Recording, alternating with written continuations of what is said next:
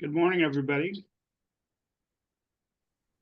Waiting for people to trickle in and see if we have a quorum to begin here.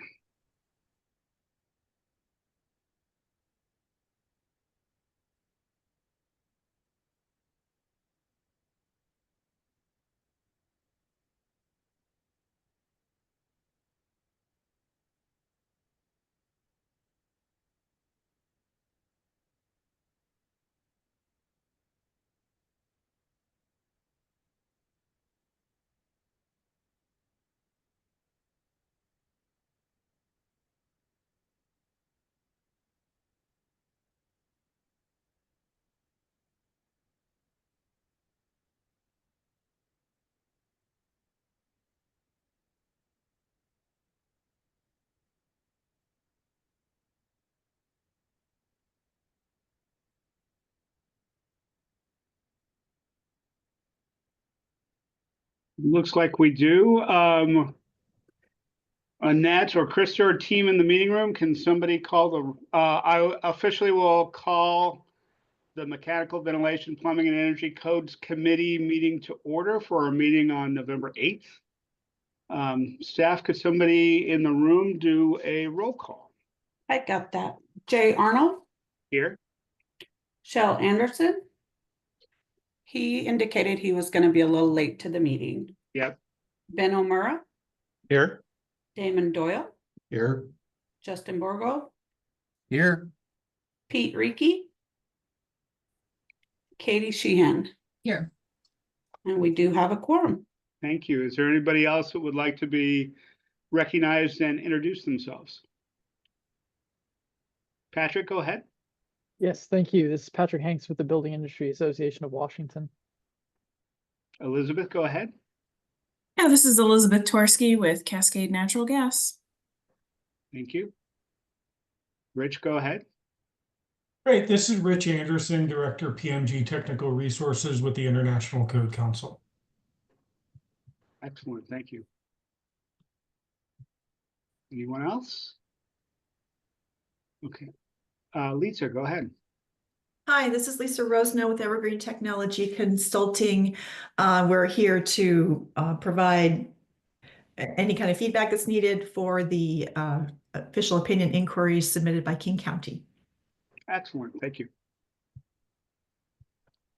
Okay, we'll move to review and approving the agenda, which you see on your screen. Could I get a motion from a committee member to approve the agenda? So moved, Damon Doyle. Thank you, Damon. Is there a second? Second. Ben. Thank you, Ben. Is there any discussion on the agenda? Okay, the motion is to approve the agenda as shown. All in favor? Aye. Aye. Okay, the agenda is approved. Just as a little aside, on the item number 5, there should be X's under both the public comment and the committee action Okay, sections. that was my intention, so we will do that when we get to that point. Next is reviewing and approving the minutes from our September 13th meeting. Move to approve. Is there a second?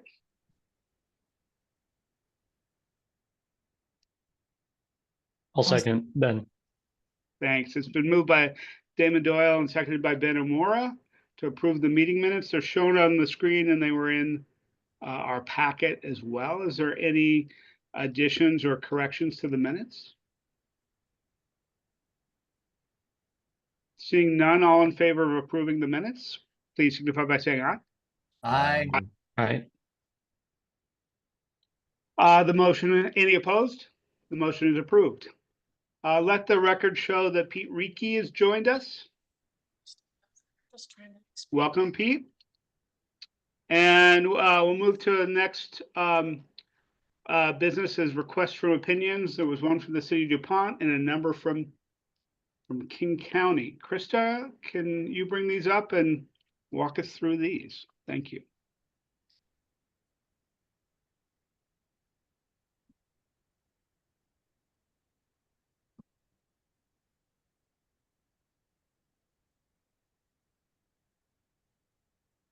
Okay, the first one is from DuPont on a product approval.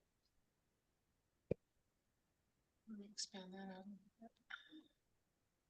And Chell did provide some notes on the interpretation since he was not going to be available until 10:30. They are asking if Insultech's house wrap meets the requirements of the energy code. And the draft answer is the council cannot make a determination on or approve the use of specific products. As the enforcement authority, the local jurisdiction must determine if the alternate testing procedure used by the product is equivalent to the required federal testing procedure specified in section R303.1.4. And then Chell notes that the section references federal standard, which requires one of several tests, including an ASTM test. However, the insulation product tested uses a modified version of that includes some additional air gap and reflectivity parameters that are not present in the official testing.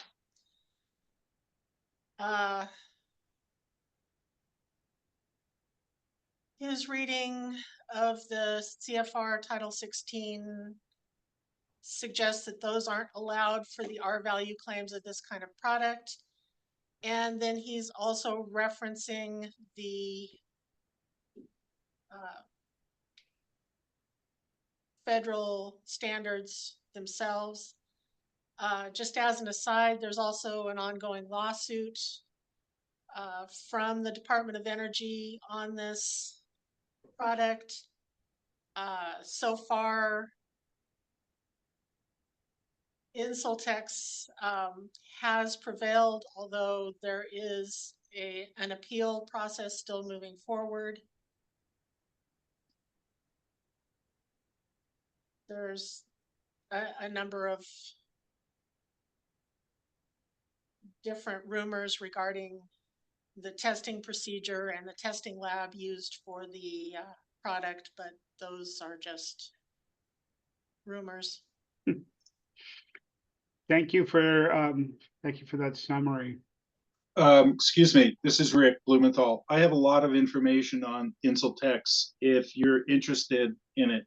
So let me chime in here. First of all, and I will mail this out to you only because for me to get this out to you or share screen with you is not going to work today, only because of the way my system is set up. But let me briefly describe what's going on with Intelstex. First of all, there is an ESR report. Hopefully you're all familiar with ESR reports.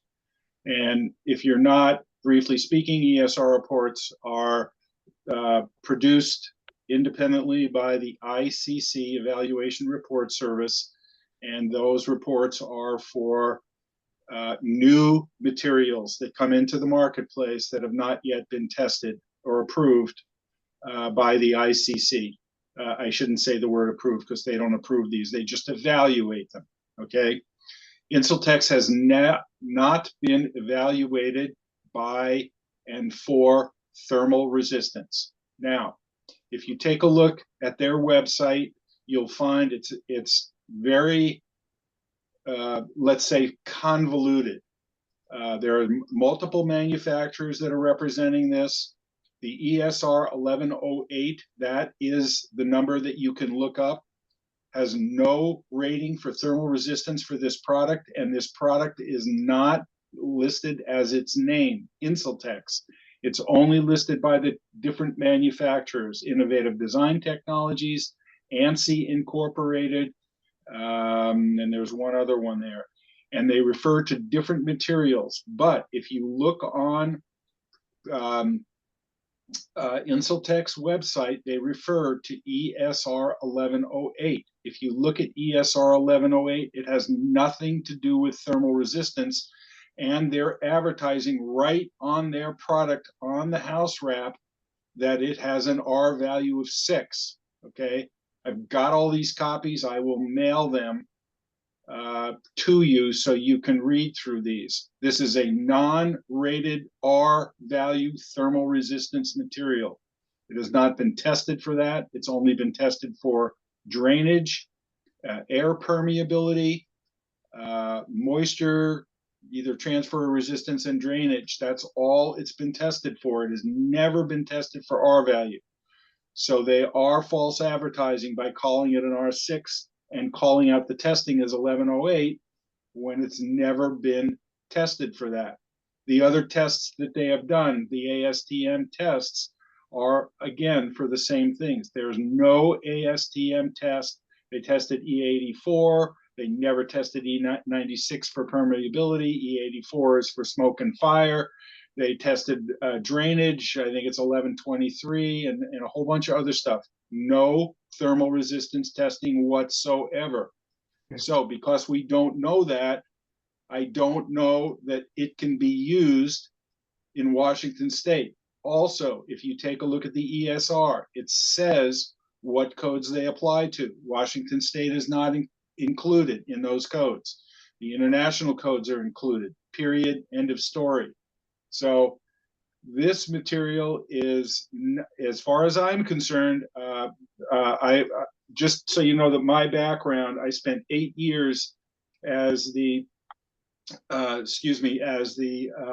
technical advisor for building science for Knauf insulation. Okay, I know this stuff backwards and forwards.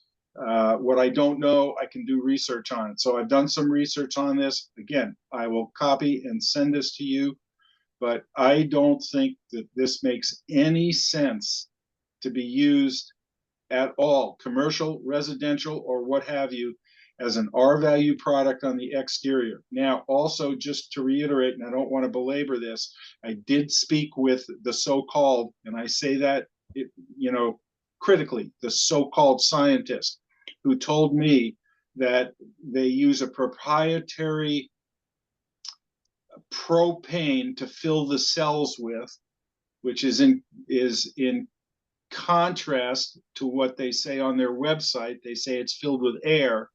So first, we've got two conflicting answers for that. And when I spoke to this scientist about it, I said, so this is a flexible material and the cells are permeable, correct? And he said, yes, they are.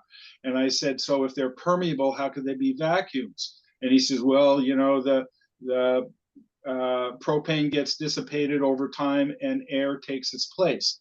Well, if air takes its place, it can't be a vacuum. If it's permeable, it would collapse. It's got to be a rigid structure in order to maintain a vacuum. And then they're talking about replacing it with air, which is not a vacuum and contains moisture. So everything is topsy-turvy on this stuff.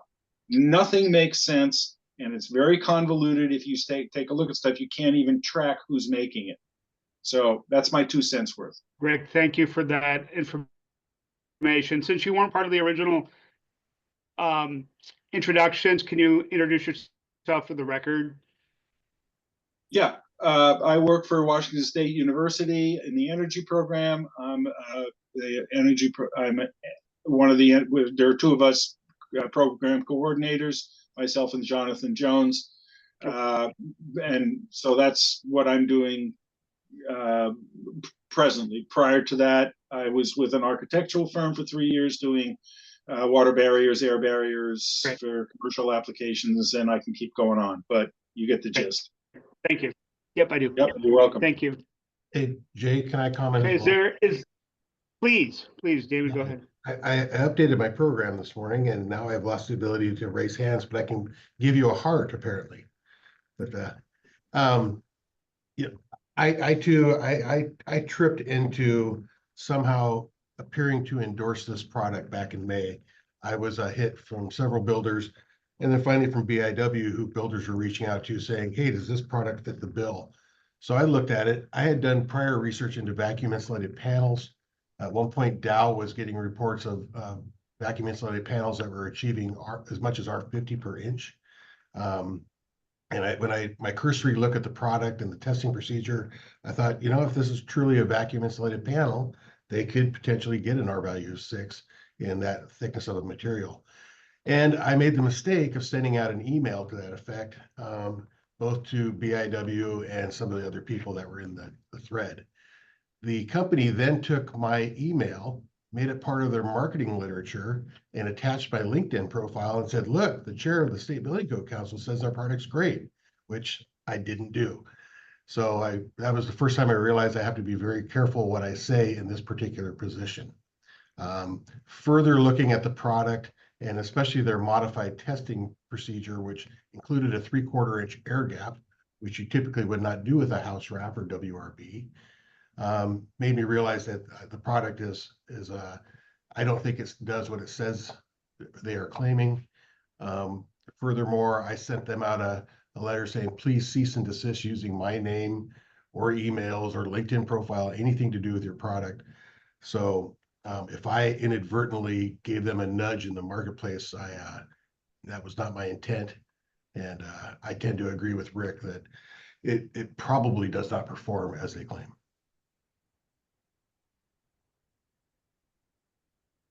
Any other comments? I have a question for staff. I appreciate the answer that says that we are not in the business of being able to evaluate individual products. Has there been previous cases where we have had interpretations of products that have had failed testing or fraud or anything like that appears to be alleged in this case? I don't believe we've had any requests like that in the past. We've always followed the, gee, it's up to you. Oh, by the way, there's this information. But since that authority does lie with the local jurisdiction,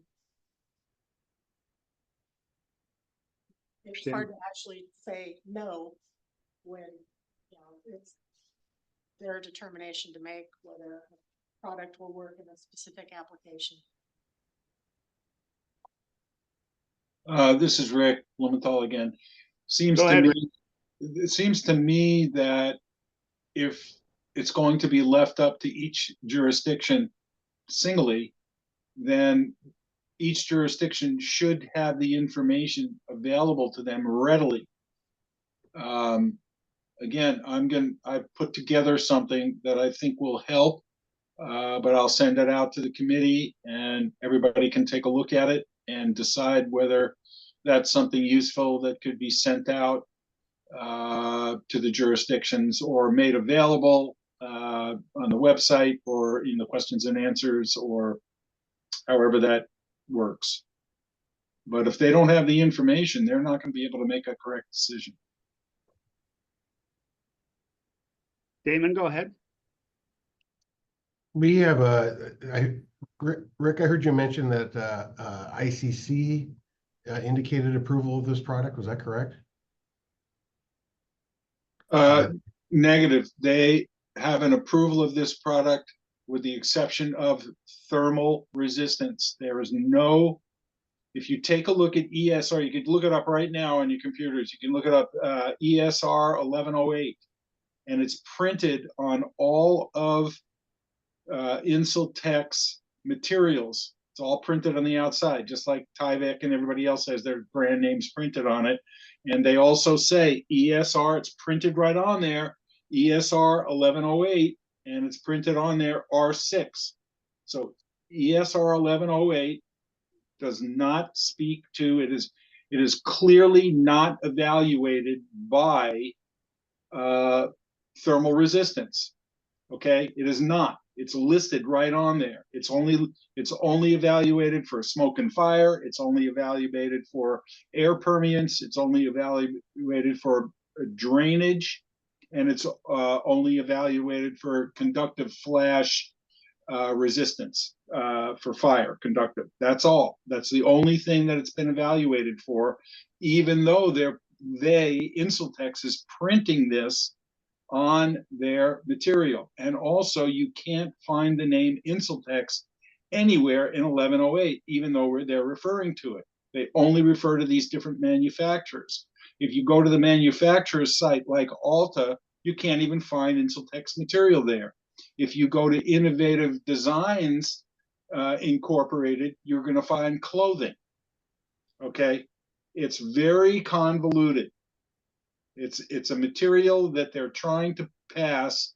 I call it snake oil, for lack of a better word, and they're trying to pass this off as an R6 material in 5 millimeters or some such thing like that. And it can't be done without a vacuum, and they can't have a vacuum in a permeable material. It's physically impossible. Thank you, Rick. I think we've got it. Katie, go ahead. Yeah, thank you. I hear what everybody's saying about the product. I guess my question is, does that change our response? Because do we point them in the test to the test that Chell alludes to here, or I don't see us as being the right body to make this adjudication. But I hear what everybody's saying. So it's like, we want to give people as much information as they can get, but I would be concerned that if we're not the right body, and I mean, I'm just kind of wondering, maybe this is a question for Dustin, like, have we had any kind of review from Dirk or anything answering, like, if we answer this the way that folks are asking us to, does that open us up to a suit because we don't typically determine specific products, or we don't make decisions about specific products? Does that make sense? I mean, I'm just kind of asking that question because I hear what people are saying and I tend to agree, but I want to stay be the right place to do this. If we're not, then I'm concerned. So to respond, if we've had any input from Dirk on this one, we haven't had a conversation on whether or not the SBCC is the most appropriate body to be approving materials and products. But historically, to my knowledge, the SBCC has not approved specific products, and it's my understanding that that kind of is housed within the Department of Commerce. I just have, Rick, I'm sorry, I would like to move us along on this. Sure. I have two suggestions. One is that this is a call that I think would be best made by the full SBCC versus us doing this. And I think that my suggestion would be that we forward this on to the next SBCC meeting and ask staff to include a revised answer that references some of the information that Chell has provided and that Rick has provided, and that we make the call on the interpretation at the next SBCC meeting. Is there any thoughts from committee members on that? And then I'll open it back up to the public. Damon, go ahead. I will make that a motion if you like, Mr. Chair. Okay. So I move that we refer this back to staff and get it ready for the council meeting with further information to help jurisdictions decide. I'll second that. Okay. And look like that, Rick, you might have some further comment on this. Yeah, just one quick comment. Succinctly, none of the tests refer to R value, period. It's that simple. It's not an R value product by testing. And that may be some useful information we can refer to in the answer as we're giving guidance to building officials. And hopefully between the point that the information you forward and some of the information that Chell had sent in the email, we could have a revised answer.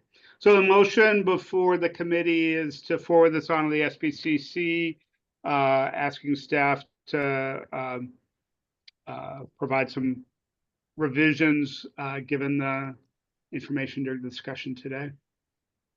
Any discussion among committee members?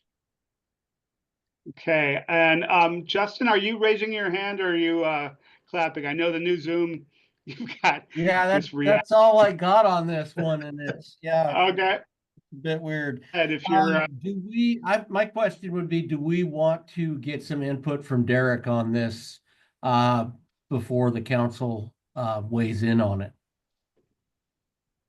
That's part of the plan for prepping for the council. I'll be having a chat with Dirk on the most appropriateness of this. Perfect. Thank you, Dustin. okay, Pete, go ahead.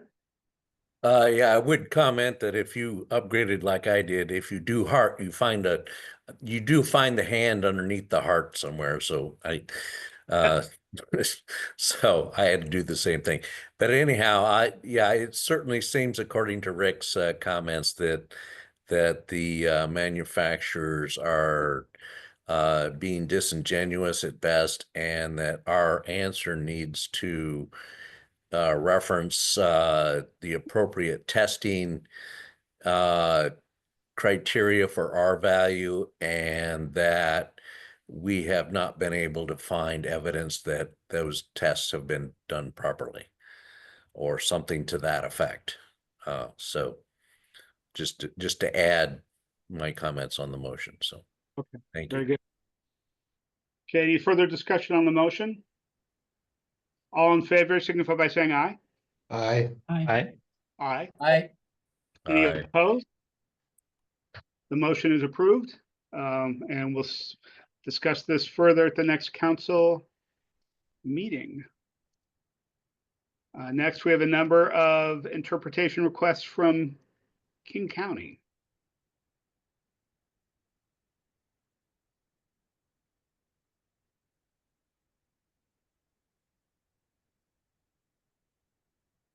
Okay, these also have some notes from Shell.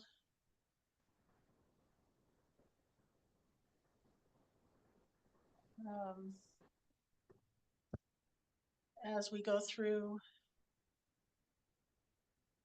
their first, these all circle around existing buildings and mechanical alterations in those buildings.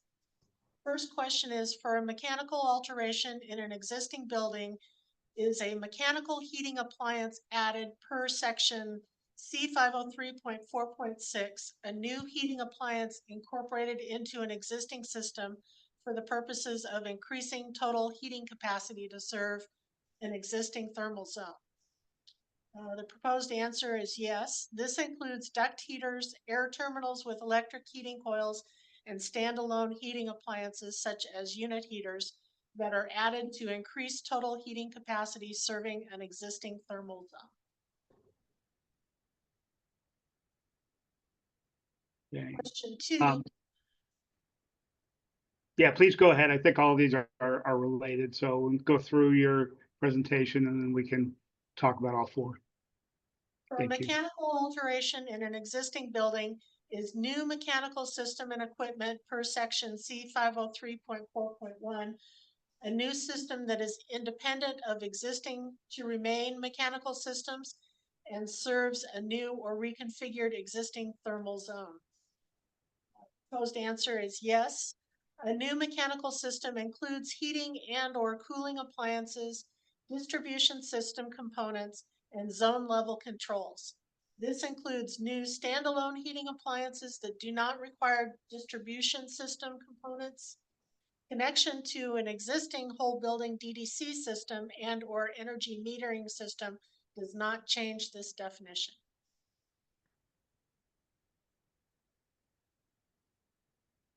Question 3, for a mechanical alteration where an existing heating appliance type is being replaced with a different heating appliance type that is not listed in table C503.4.6, are section C401.3 and C403.1.4 the only allowed compliance paths? Shell has a note about exceptions to C 503.4.6. Proposed answer is yes. Compliance options defined in table C 503.4.6 are only available for the listed equipment types. Example, for an existing gas-fired hot water boiler being replaced with an electric resistance boiler, the only available compliance paths are the fossil fuel compliance path per section C 401.3, eligibility for an exception to the heat pump requirements per section C 403.1.4, or one of the exceptions to C 503.4.6. Per table C 503.4.6, a gas-fired boiler can be replaced with a like-for-like boiler, provided the equipment efficiency of the new boiler is 5% better than code minimum. The replacement of existing oil-fired boilers and gas-fired or oil-fired steam boilers serving existing terminals are exempt from section C 503.4.6 per exceptions 4 and 5. Thank you, Krista. Lisa, you have a comment? Oh, I'm sorry, we've got one more. Let's get through these, all 5.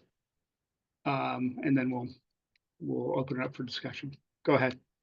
For mechanical alterations, can the replacement of heating equipment comply via table C 503.4.6 if the equipment is the same type, like for like, and the rated capacity of the new equipment is larger than the rated capacity of the existing equipment? Proposed answer is no. Footnote A of table C, that should be 503, sorry. 503.4.6 states that the compliance options are only available for like replacement where the new equipment capacity is the same or lower than the existing equipment being replaced, or replacement of one of the equipment types with a different equipment type, with the capacity being irrelevant. The last question in section, again, that's 503.4.6 exception 7 is as where intended to be and where. And the answer is yes, there is a typo in the SBCC insert pages. The correct text can be found in WAC 5111C 5300. Okay. Thank you. Lisa, go ahead. Hi, thank you. I'd like to just start with questions 1 and 2 quickly and kind of explain the gist, because it's a pair of questions basically. So we've got 2 different provisions, C 503.4.1, which defines the requirements for new mechanical systems. And then you've got another section, new section, C 503.4.6, where it mentions mechanical heating appliance added. And we're getting questions about, well, what's the difference between a new mechanical system and a mechanical heating appliance being added? And the requirements in these 2 provisions are quite different, particularly with regards to compliance alternatives. So we're looking for guidance on this, on what defines the 2 different terms here, and the language that has been provided is based on feedback that we've gotten from a variety of technical experts on what the likely intent was between the 2.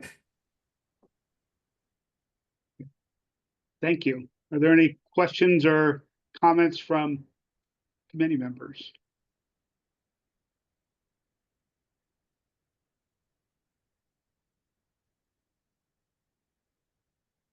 Okay. Krista, can you scroll down to to Chel's revisions on question 3?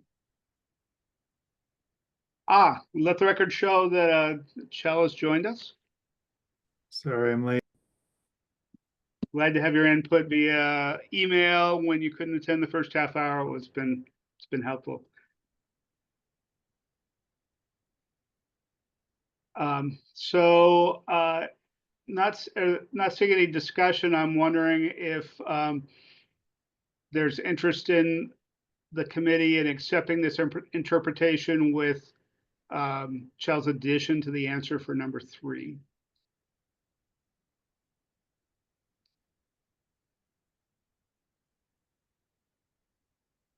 Ben, go ahead.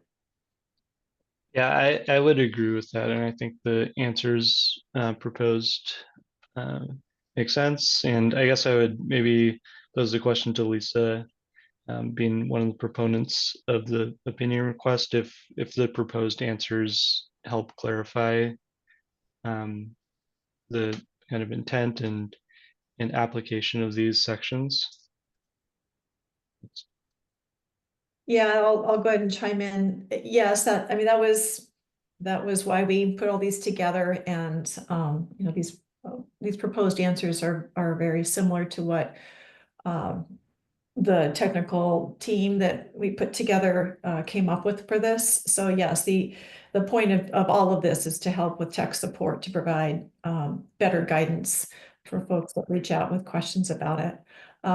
So I do have a comment though with regards to question 3. Shell does have a point about exceptions to C503.4.6, and so my question about that is that, so if you have a existing heating appliance is being replaced with something different, then the thought here is that would an exception allow a like for dislike replacement? And I think he's right, but I'd like to, you know, pose that to the committee and get your opinion on that as well. Great. And Shel, do you want to comment on the change that you had sent in? Thank you. Yeah. I think it was important to suggest it was electric resistance boiler because, I mean, I don't know that there are electric heat pump boilers, but there are, I don't know if that's an actual thing, but electric resistance seemed to be the intent of the question. And then because the example says the only available compliance paths, that's why I felt like the exceptions to C503.4.6 were important to include. Exception 1 says, you know, it's an unaltered central system, so obviously that wouldn't apply because you've altered it. But some of the other exceptions seem to me, as an architect who's not a mechanical engineer, like it's possible that one or more of them could apply in one or more cases. And so because the word only is in the example, I felt like it was prudent to put in the exceptions because they would apply. And I guess if the exceptions don't apply to the piece of equipment, then it wouldn't matter anyway because the exceptions wouldn't apply. But you know, I'm an architect trying to answer this question, so take that with a grain of salt. Thank you, Shel. Lisa, go ahead. Yeah, I would agree, Michelle. Like that was a good catch. And so there could be, well, and actually the second paragraph there is an example of just that, where I mentioned in here a gas-fired boiler, it can be replaced like for like, and per the code language, you can do this with a new boiler, and it only has to be 5% better than code minimum. Exceptions 4 and 5 do allow replacement of existing oil-fired boilers that are gas-fired or oil-fired steam boilers by exception. So there's nothing prohibiting doing that. But as the language in the code is currently written, an electric resistance boiler, the only way that type of equipment could be installed as a replacement for a gas-fired water heater would be to follow the fossil fuel compliance path. So there's this kind of a pretty big difference depending on the equipment type, but that was what we were responding to. That was the purpose of the question, was to highlight that in the code. Okay, thank you. Laura, go ahead. Yes, I'm with the, I'm one of the plans examiners for the city of Bellevue, and we've been getting projects with electric boilers, replacement electric boilers, projects that, are wanting to replace their existing electric boilers with new electric boilers that are that are capacities that are at or lower. And so they have been proposing the use of exception 7 under C503.4.6. And so if I'm understanding correctly, this opinion request is saying that it's only potentially being used for since there's no electric boilers in table C503.4.6, that exception 7 would not apply. Is that correct? Because in my opinion, it seems as though, we've already seen clients wanting to use that. And in my opinion, if there's an existing electric boiler that they're wanting to replace, that is the same type, it is the same type with the same rated capacity. The new equipment doesn't exceed the rated capacity. It seems as though that's an exception, we've been allowing. So that's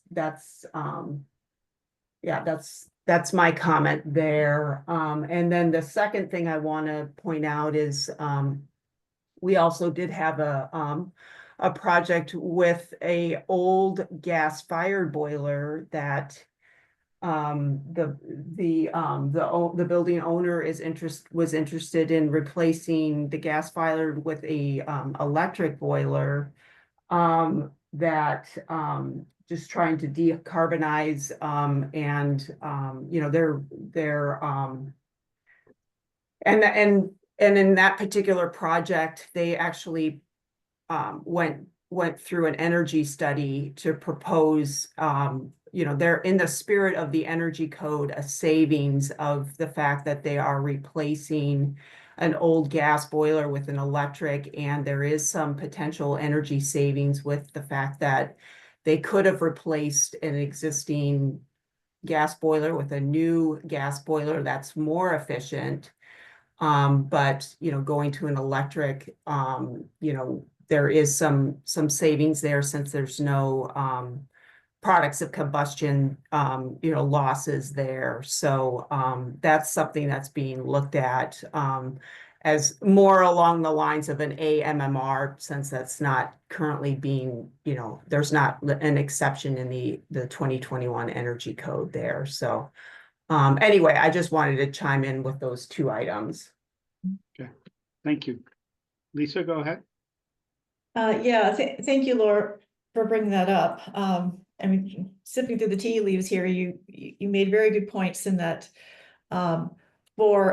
and I'm going to put on my tech support hat. So if we got a phone call about this, what would we say? So our read is that exception 7 actually is the correct call if it's a like for like. So if you have an electric resistance boiler and it's being replaced with another electric resistance boiler with a equal to or smaller capacity, and that was the only parameter, that as long as the capacity isn't greater, then they can use exception 7 for electric to electric. However, for a gas-fired hot water boiler that's being replaced with electric resistance, it appears that that's the only equipment type in this context that doesn't have an avenue other than complying with the fossil fuel compliance path. That was the gist of our question. Thank you, Lisa.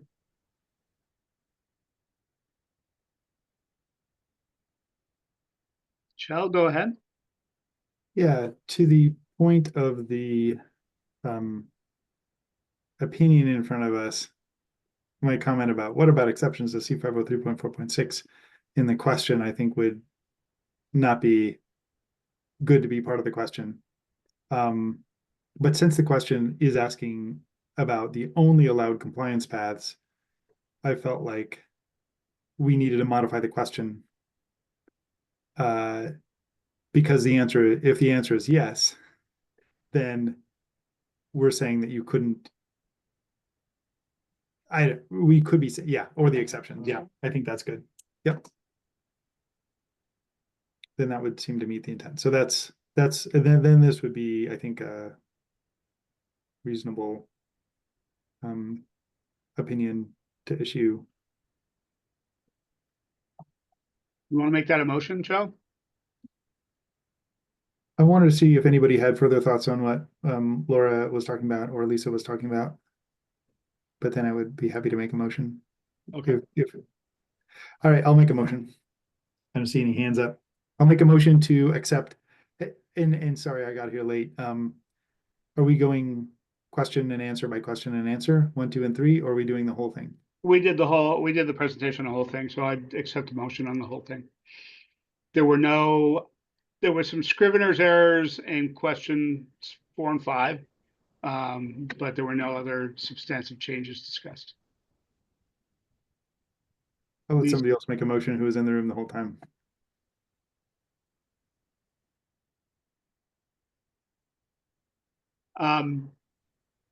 Before we get to the motion, Lisa, you've got your hand up.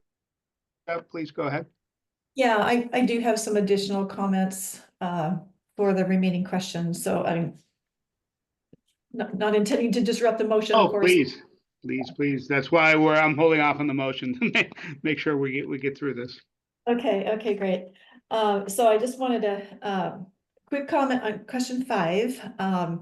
Actually, it was the section number was correct. We actually are talking about section C 403, not section 503 in this particular question.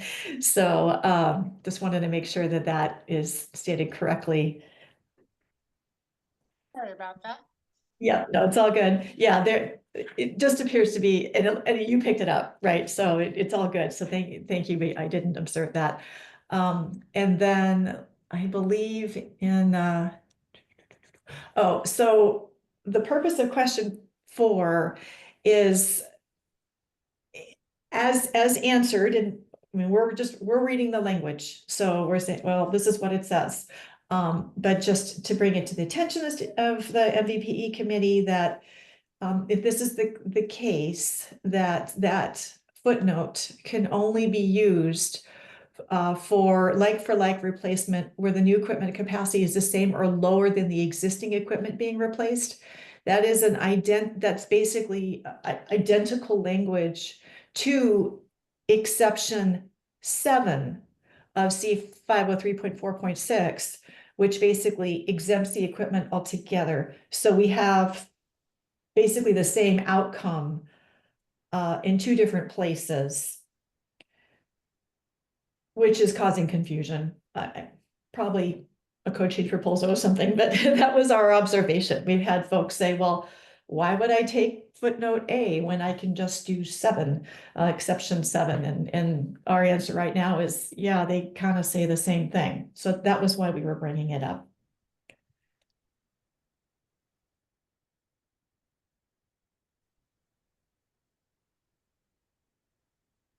Any comments or reaction to that comment?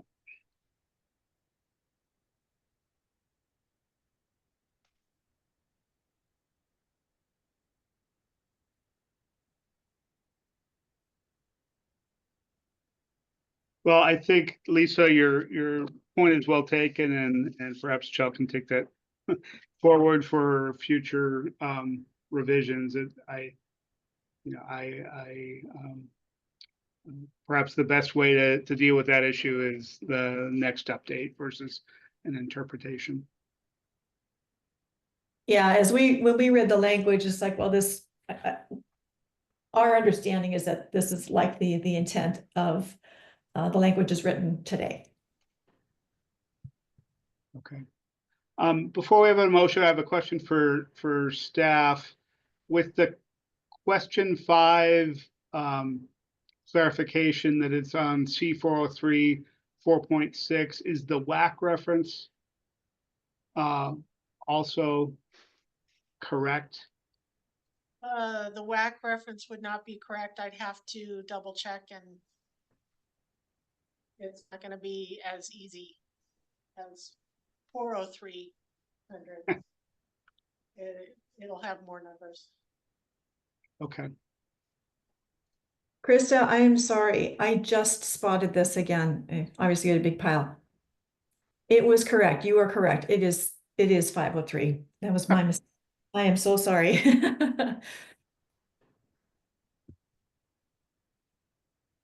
I'll put it back to 503 then. All right. Okay. I'm sorry. Yes. My bad.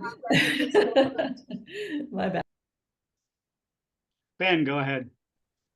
All right. Yeah, I was scrambling to find that section and myself, and I was, yeah, so that looks good to me. So I'll make a motion to recommend publishing the answers to State Building Code Opinion 24 November 2A as written on the screen here for questions 1 through 5.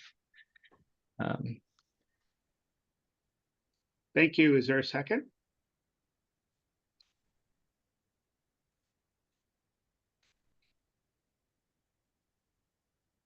I'll second it. Okay, it's been moved by Ben, seconded by Chell to approve the interpretations as shown on the screen. Is there any discussion? All in favor signify by saying aye. Aye. Aye. Aye. Any opposed? The motion passes. Next. Okay, so next we go to 2B. Single question. For a mechanical alteration, are new mechanical systems and equipment installed in an existing building that are required to comply with C403 per section C503.4.1 allowed to demonstrate compliance using the fossil fuel compliance path per section C401.3, total building performance path per section C401.2 item 2, or Appendix F, outcome-based energy budget per section C401.2 item 3. The proposed answer is yes. Per the charging statement in section C503.1, alterations to any building or structure shall comply with the requirements of section C503 and the code for new construction. This includes all compliance paths defined in section C401.2.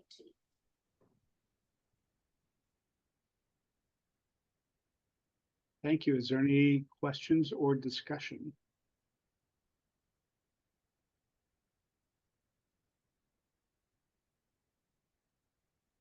Seeing none, I'd like to entertain a motion to approve this interpretation.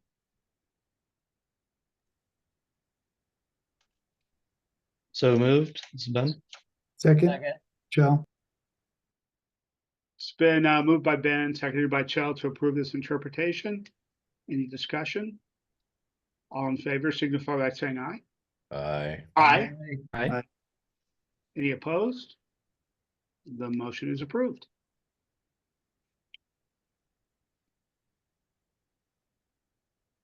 Okay, now on to 2C. For mechanical alteration complying under the C401.3 fossil fuel compliance path is the total required number of additional energy credits limited to the number required by table C401.3.3. Proposed answer is yes. Per section C503.1, the additional energy efficiency requirements in C406.1 do not apply to mechanical alterations. Thank you. Is there any questions or discussion on this?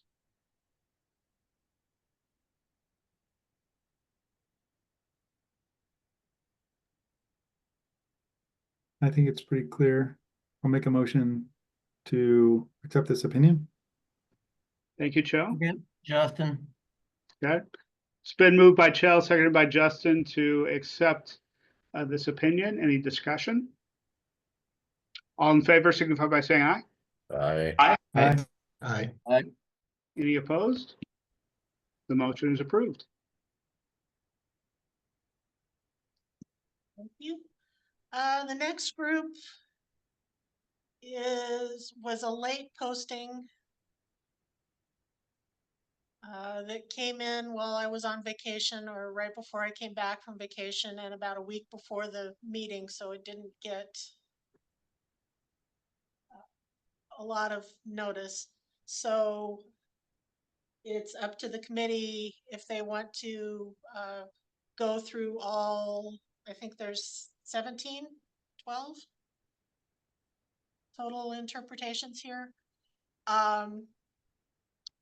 There are some additional interpretations that I didn't have time to complete that were also part of this submission packet from King County that will be coming to a future meeting. We will probably be scheduling a special meeting in December to look at the tag reports, and we could include all the outstanding interpretations on that agenda as well. So just to let you know, I don't know if people have had much time to review these, and moving forward is at your discretion. Yes, and this was posted late yesterday, at least that's when I noticed this particular news set. So what's the wisdom of the committee on whether you want to discuss these now or push these to our next meeting? Shall go ahead. Yeah, I didn't see these until now. And there's 17 in here.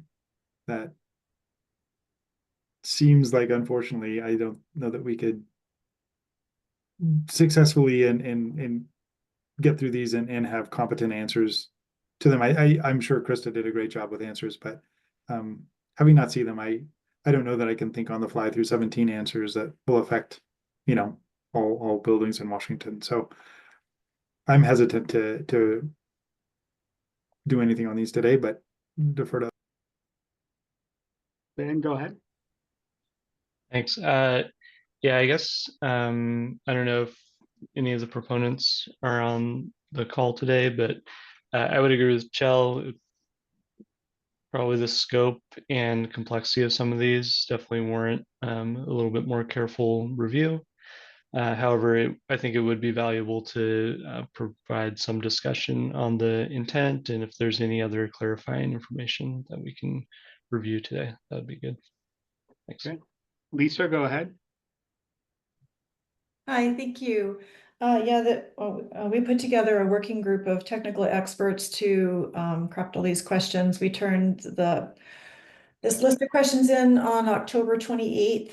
But we understand it takes time to process, but we did our best. And so, we could go through them today. And I can, provide feedback on the purpose of some of these questions. We could do something that's brief so that you have a little bit of information for when you do have the opportunity to review them in detail. These are all questions that we feel that we need to be able to do any training on this subject. There's just too many details in the current language that we just don't feel like we can give an accurate support to folks that are trying to comply with these requirements. And we were hoping to put on some type of training before the end of the year. So that was why we submitted these questions on, let's see, what was the date? I actually need to go back again. It was, October 28th is when we submitted it. And that was why we were hoping we get it in this year so that we could try to get a training in before the end of the year.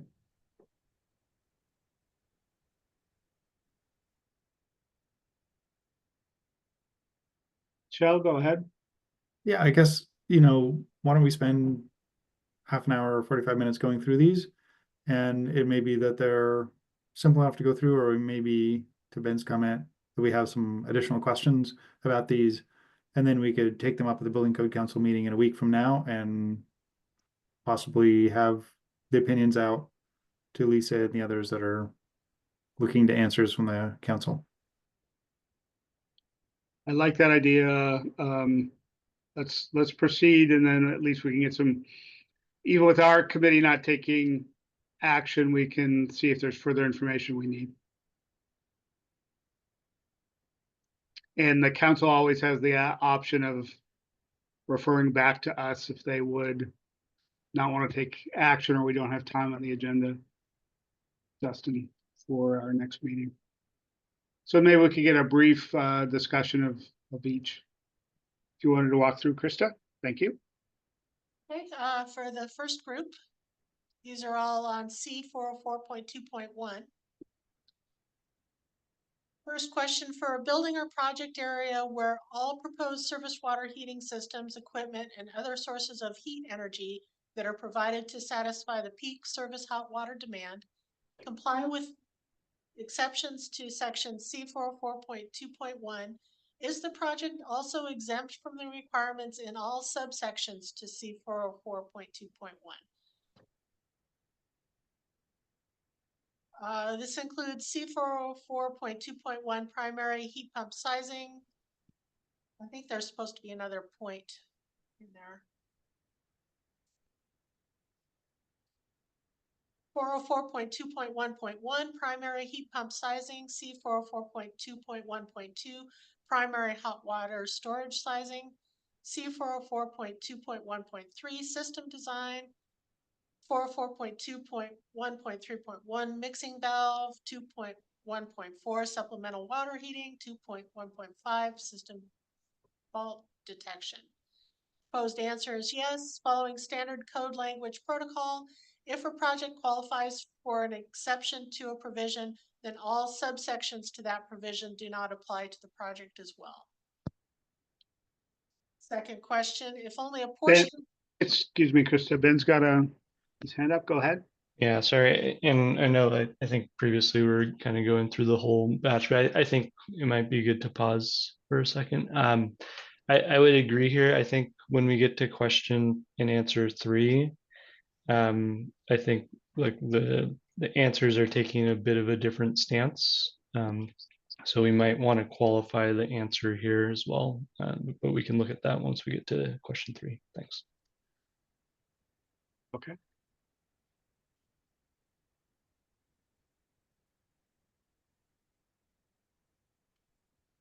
Krista, let's keep going. Okay, question 2, if only a portion of the capacity needed to satisfy the peak hot water service demand in a building or project area is provided by surface water heating systems, equipment, and other sources of heat energy that qualify for exceptions to C404.2.1, are the systems provided to satisfy the remaining portion of the needed surface water heating capacity the only system subject to all applicable requirements in section C404.2.1 and subsections C404.2.1.1 through C404.2.1.5? Proposed answer is yes. A new mechanical system includes heating and/or cooling appliances, distribution system components, and zone level controls. This includes new standalone heating appliances that do not require distribution system components. Connections to an existing whole building DDC system and/or energy metering system does not change this definition.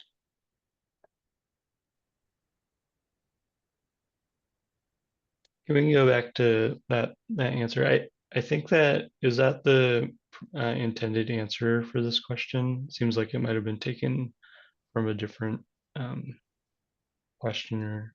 Yeah, it's not. That was not the proposed answer that we provided. That's actually answer to question number 2 of the alterations package. Okay. I was like, I don't think this Yeah. lines. And then I guess I don't know if you had a proposed answer that you wanted to show for that, but it seems to me that it's likely the question is asking about a system that would likely apply to exception 2 of C404.2.1. And I think it would be helpful to clarify like what type of system this is that is providing the heating capacity. This is the proposed answer on the Yes, screen. that's correct.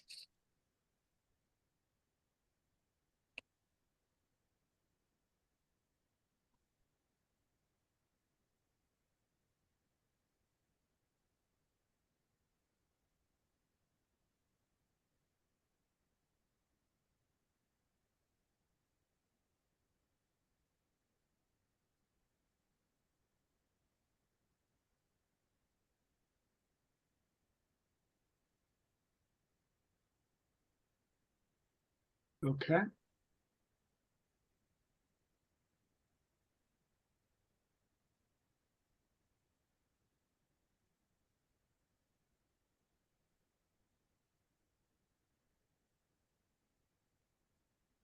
So the new answer is yes. For example, if 30% of the needed capacity is provided by electric resistance system hot water equipment, service hot water equipment, per the capacity limits defined in section C404.2.1, exception 1, only the remaining 70% of the overall needed capacity is subject to the requirements in C404.2.1 and all applicable subsections. This includes the system sizing criteria, which requires that to comply prescriptively, at least 50% of the remaining needed capacity, 70% of the total required capacity in this case, be provided by a qualifying heat pump water heating system. Okay, Ben? Okay, so that, yeah, that definitely helps clarify kind of what we're talking about here, I'd say. And then kind of going back to question 1 again. So like in the answer to question 1, we've identified that the subsections that are under an accepted section are not applicable.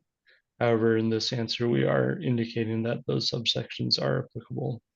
So I think maybe the exceptions in this case for this code section could be clarified in some way, but I think we just want to make sure that we're conscientious of what requirements are being applied to which exception categories here. Shell, go ahead. Yeah, that's a good comment because the exception 1, for example, you wouldn't need to meet C404.2.1 at all if you have less than 24 kW plus 1 watt per square foot of building area. But it's not but if you have more than that, it still applies to the following subsections. So if you have 30 kW instead of 24 kW, then you're taking the exception, but the exception doesn't allow you to not do anything under C404.2.1. So it is kind of a strange exception, I guess. Yeah, I guess that's all I had to say. Hey, Lisa, go ahead. Hi, thank you. Yeah, there's a couple exceptions here where a project could have just a portion of their capacity qualifying for an exception. So exception 1 is one. Exception 2, which is the waste heat recovery exception. In both of these cases, just a portion of the total capacity could be taken off the table, so to speak. But what this question is trying to clarify is like, well, what applies with what's left? And I appreciate both Shell and Ben's comments, and that I think we're on the same page here, that that's what we're trying to clarify, is that it's now just removed a portion of the capacity, but it doesn't exempt the whole project just by being able to qualify for an exception. Ben? Yeah, and then I think like the subsections to C404.2.1 get into more general items like system design, fault detection, other things like that, where regardless of the system type, those are still likely necessary items for the distribution system. So, yeah, I think we should definitely probably spend some more time in looking at what makes sense to state for how some of these exceptions are being treated. Thanks.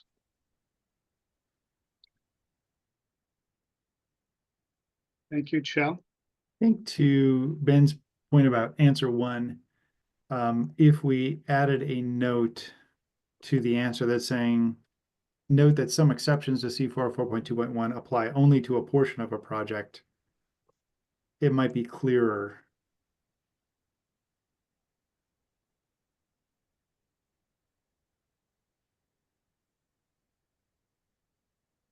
Yeah, note that some exceptions to C404.2.1 apply only to a portion of a project, or may apply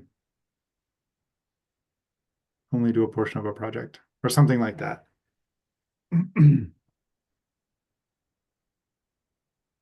Lisa, go Comma ahead. and the following subsections apply to the remainder of the project, or something. Where it's a comma and following subsections apply to the remainder of their project, something like that. I think that's, does that, Ben, does that address your concern? Yeah, I think that leaves it a little bit more open to some of the subsequent answers, providing a little bit more granularity on it. So, yeah, agreed. Lisa, go ahead. Yeah, thank you. Yeah, that's helpful. This particular question, we kind of underline the word all. So with the thought that in the case where, all the capacity meets an exception, then all these other requirements off the table. And I think the answer provides that. But this additional language is being added is a nice link to the other questions. And so that would be helpful additional information in the answer.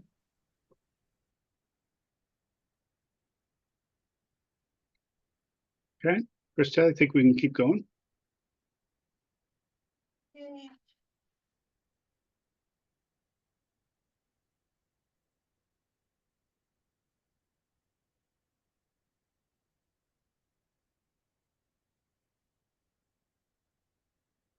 Question 3, per section C404.2.1, exception 2, the available capacity of approved sources of waste heat energy may be applied to offset all or any portion of the required heat pump water heater capacity. Does this mean that surface water heating capacity from approved sources of waste heat energy are permitted as an alternative to the requirement that 50% of the primary surface water heating capacity be provided by heat pump water heaters? Proposed answer is yes. Surface water heater capacity to satisfy the prescriptive minimum sizing threshold of 50% of peak service hot water demand in section C402.1.1 may be provided by heat pump water heaters by an approved source of waste heat energy complying with section C404.2.1 exception 2, or a combination of the two heat energy sources. Note that section C404.2.1 exception 2 is considered an alternative compliance method. It is not an exception to the requirements in section C404.2.1. Therefore, all applicable subsections to C404.2.1 would still apply. Okay, any questions or comments? Okay, let's keep going. Question 4, for a building or project area where all proposed surface water heating systems provided to satisfy the peak service hot water demand are heat pump water heating systems that comply with the NEA Commercial Electric Advanced Water Heating Specification per C404.2.1 exception 3, Is the project then exempt from the requirements in all subsections to C 404.2.1? Proposed answer is yes. The criteria in the NEA commercial electric advanced water heating specification for heat pump water heaters qualifies as a compliance alternative to the requirements in section C 404.2.1.1 through C 404.2.1.5.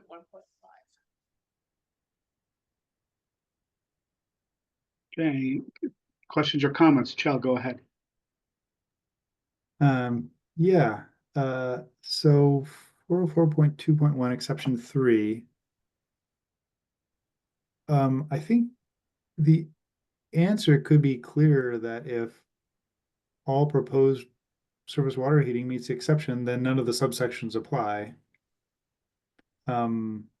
Because that was the answer in question 1, and I'm wondering why that isn't the answer, because that's clear that if 100% of your project complies with exception 3, then none of the subsections apply at all, and we wouldn't even need to list the subsections. I think that would be clearer than this, which makes it sound like some subsections might apply, because we're listing specific subsections here, which are not necessary in the answer. I think it's clear that if you meet exception 3, that exempts you from anything else under C 404.2.1. Does that make sense, or I might be missing something here? Krista, do you want to respond, and then I'll call on Lisa?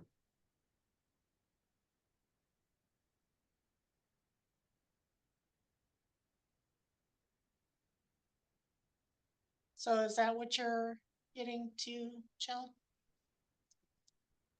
Yeah, and I was actually going to even go kind of like almost, and I'll just say it, but you don't need to write it, but yes, taking exception 3 for 100% of the building exempt you from all the subsections because it's an exception to a main section. I mean, I think it's maybe Lisa or others want a longer answer, but if you take an exception to a section, it inherently exempts you from everything else. As long as it's 100% of that, I don't know, maybe I'm missing something in it. It needs to be clearer than that, but I'd rather have a shorter, clearer answer. Lisa, what do you think? Lisa, go ahead. Yeah, and that's fine. And the reason why, I mean, we try to be kind of methodical about this, going through all the different exceptions, because it is kind of confusing. The first exception is you can take this amount of capacity off the table altogether, done. And then the second one is, well, you can put in energy recovery in lieu of heat pump water heaters, but you still have to meet all the other requirements. So it's not a true exception, it's an alternative source of heating water energy. And then this one is, no, this is a true exception. So if you can comply with this standard, then you are exempt from C 404.2.1. So we're looking for guidance so that it's clear what each exception provides.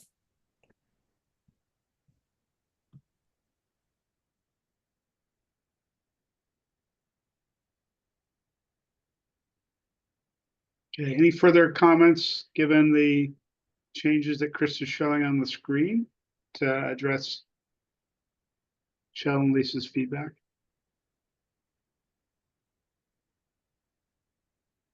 Okay, let's keep going.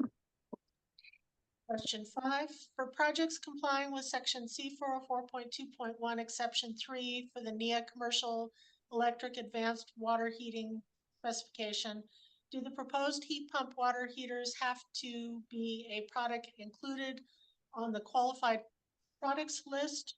And do all tier models in the list comply with this exception? Proposed answer is yes. Only heat pump water heating products from the qualified product list are eligible for this exception, and all tier models comply. Any comments or questions on this? Lisa, go ahead. Yeah, we did a little bit of digging on this one and looked back at some of the original proposal language on this, on what the intent is. And this was our understanding, is that to comply with this standard, that would include also having equipment that's under the qualifying product list that's a part of this standard.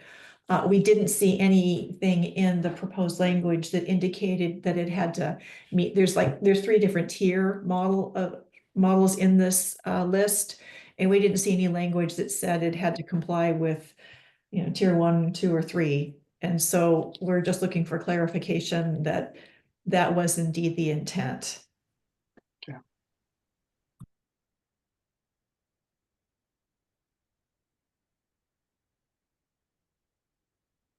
Thank you. Okay, let's keep going. Okay, question 6. When using the NEA advanced water heating specifications, what information is required to demonstrate compliance? Proposed answer: project documentation shall include a list of all applicable advanced water heating specification criteria and the proposed design elements that meet the specified criteria.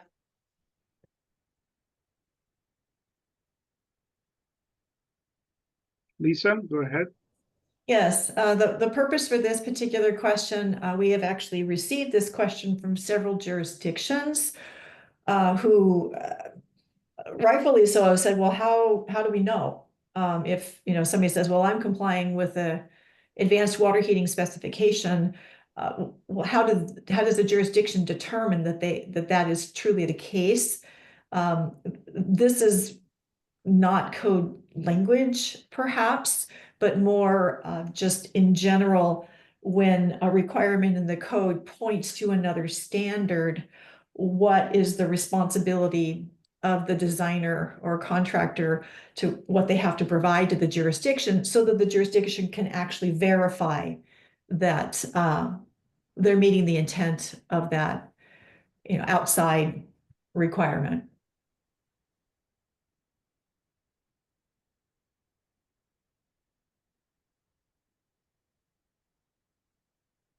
Okay. Question 7. Do hybrid heat pump water heating systems satisfy the baseline criteria for heat pump water heaters per section C404.2.1 and C404.2.1.1? Proposed answer: no. Due to the percentage of electric resistance capacity in a hybrid heat pump water heater, this equipment type shall be included in the project calculations and documentation as an electric resistance service water heating equipment type. However, the NEA QPL does include hybrid heat pump water heating products. Therefore, if a service water heating system with hybrid heat pump water heaters complies with all applicable criteria in the NEA AHWS, then this equipment type would be eligible under section C404.2.1, exception 3. Lisa, go ahead. Yeah, so this one, Krista, we provided a little bit of technical background to go with this. If we could share that, might be helpful.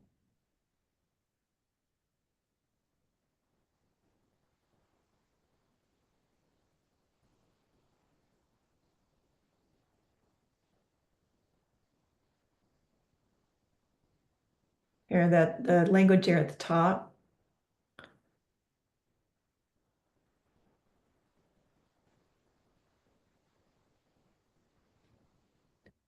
So in this particular case, just understanding the configuration of a heat pump, a hybrid heat pump water heater, it typically the output heating capacity of the heat pump is a relatively small percentage of the total heating capacity of the system.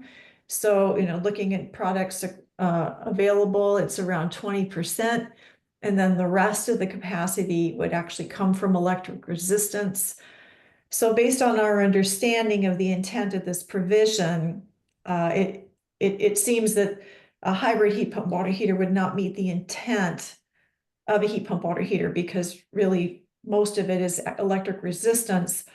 There's just this wrinkle that there are hybrid heat pump water heating equipment types listed in the NEA QPL. And so we're just getting some questions about this on whether a hybrid heat pump water heater could satisfy that first 50% capacity that's supposed to be heat pump water heaters, or if it doesn't.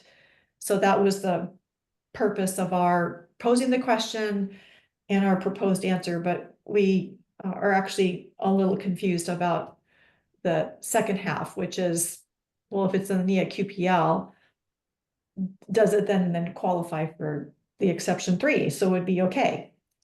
I hope that makes sense. I want to make sure I'm tracking here, Lisa. First question, for the background information that you show on the screen, is that for the information of the committee, or are you suggesting that that be included as part of the interpretation?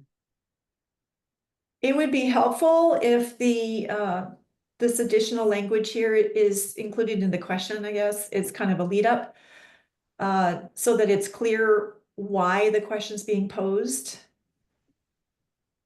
Okay. Yeah. Thank you. And then secondly, then it sounds like you've got a feedback that you're not sure that the second paragraph of the proposed answer is correct. Yeah, this is our read. Our read that if you meet exception 3, and exception 3 includes hybrid heat pump water heaters as a product type in the QPL, then the project can have this equipment type under exception 3, and perhaps that is the correct answer. But we were presenting it to the committee for your technical feedback, just to confirm. Thank you.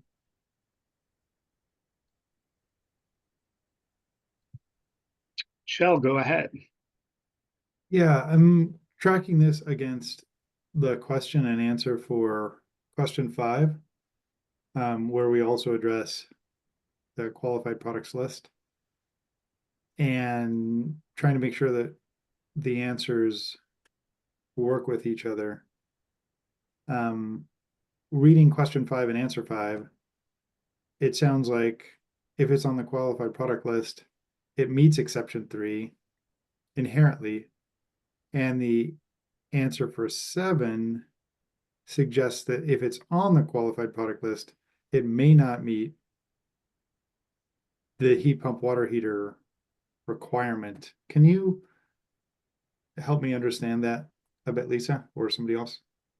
Sure. Yeah, the first half of the answer clarifies that hybrid heat pump water heaters, because the majority of the capacity that they operate with is electric resistance, it would not meet the intent of C404.2.1 for heat pump water heaters, because the vast majority of the capacity Okay.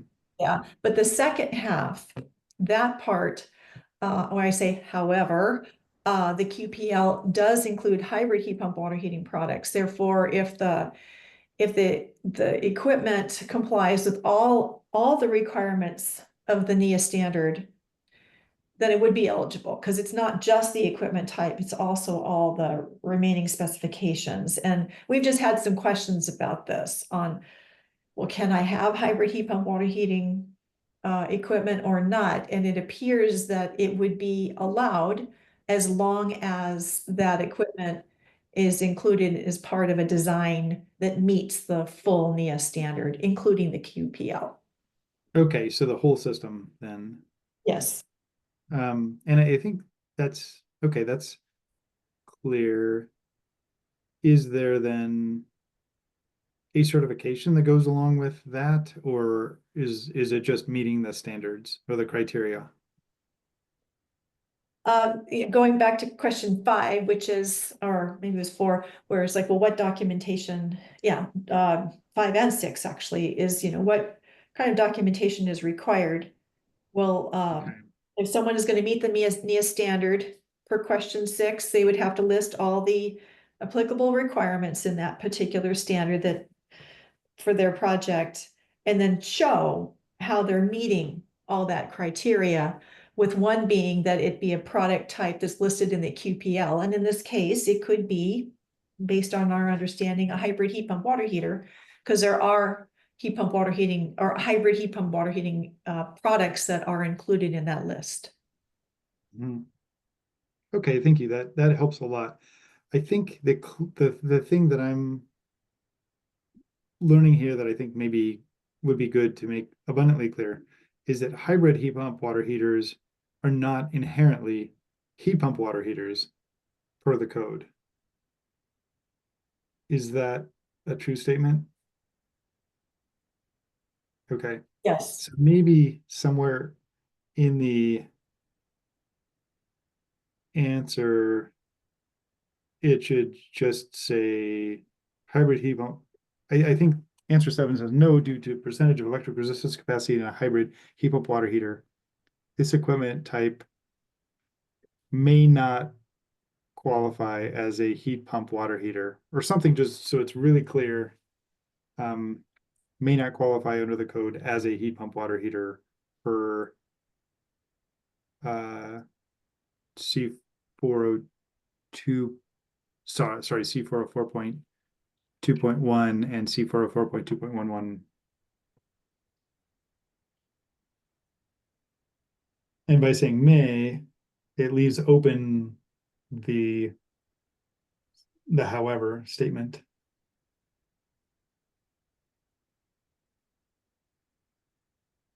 That would make it clearer to me as an architect. Yeah, as long as it still states that it is inherently actually an electric resistant device and not a heat pump device. I mean, it has some heat pump qualities, which is why the efficiency is better, but it doesn't quite meet the bar. At least that was what we were trying to qualify, is it doesn't meet the bar, and based on our understanding and intent, it doesn't. But again, that's why we're presenting it to the MVPE committee for feedback.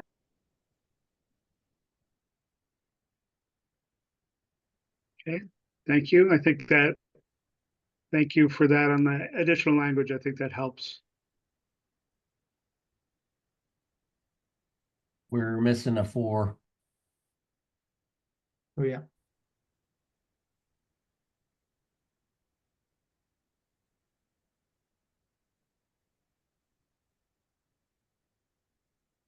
Also, in one of the opinions, just above, it said the word you, and I forget which one it was. Yeah, answer 4, it would exempt the project or something. Just less colloquial.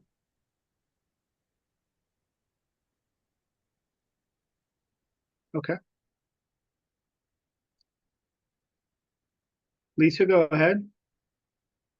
Yeah, thank you. Yeah, so the revision here is helpful. Thank you.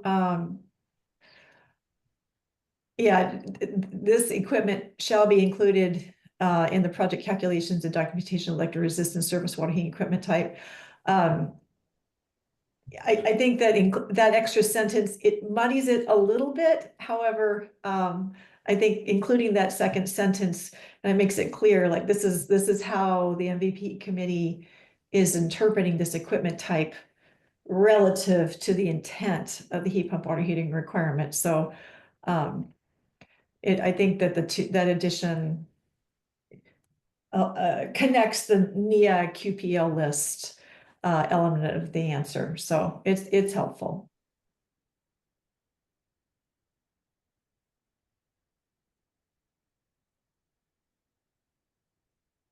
Okay, we ready to move on? Okay, there are 5 more pages under this interpretation. We've gone through a half hour of them so far. Okay. So now we're moving to the group under primary heat pump system sizing in section C404.2.1.1. Question 1, if primary surface water heating capacity from heat pump water heaters and or waste heat recovery sources satisfy at least 50% of the peak service hot water demand of the building or project area, can the remaining needed primary capacity be provided by fossil fuel and or electric resistance service water heating equipment without triggering the requirement to demonstrate compliance with section C401.3, the fossil fuel compliance path? The proposed answer is yes. To comply prescriptively, only 50% of the total peak service hot water demand shall be provided by heat pump water heaters or an approved waste heat energy source. All remaining capacity may be provided by any surface water heating system or equipment type.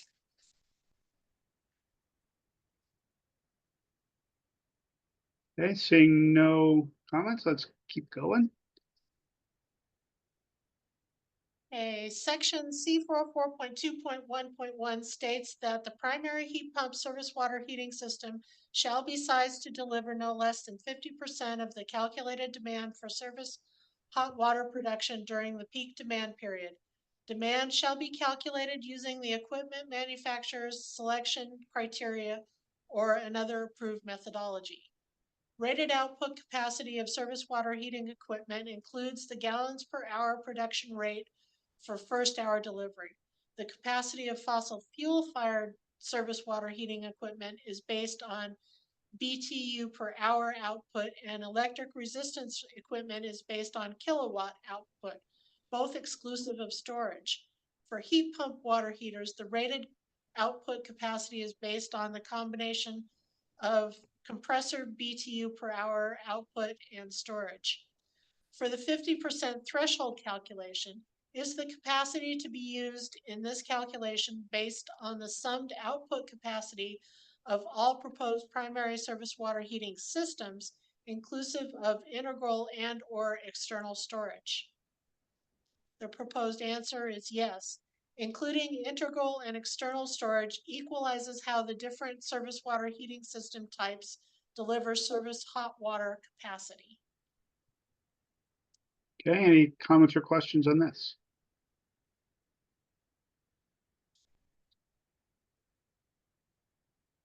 Okay, let's keep going. Question 3 on this one. Are heat pump water heaters and or waste heat recovery sources per section C404.2.1 exception 2 satisfying the requirement to provide at least 50% of the peak service hot water demand required to be used as the first stage of service water heating capacity? And the proposed answer is yes. Okay. Jill, go ahead. Yeah, I have a question about that question 3, about why the question is being asked. Because it seems clear, or at least answered in an opinion we're also considering. And I guess if we're answering the same thing in 2 different opinions, I want to know why we would do that. Lisa? Yeah, is there another question that you're thinking? Maybe I'm missing that part. We asked the same question, I thought. I'm going back to it now.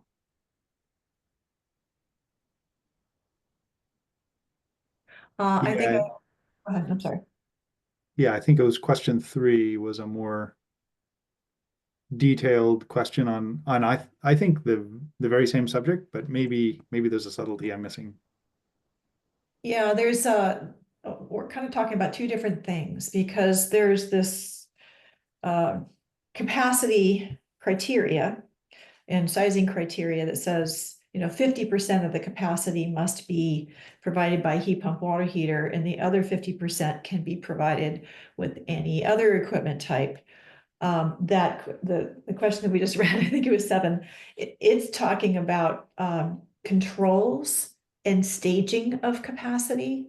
And so what it's asking is that in the design of that system, is it required that the heat pump water heater, that's the first stage of water heating capacity. So that's what's providing the capacity.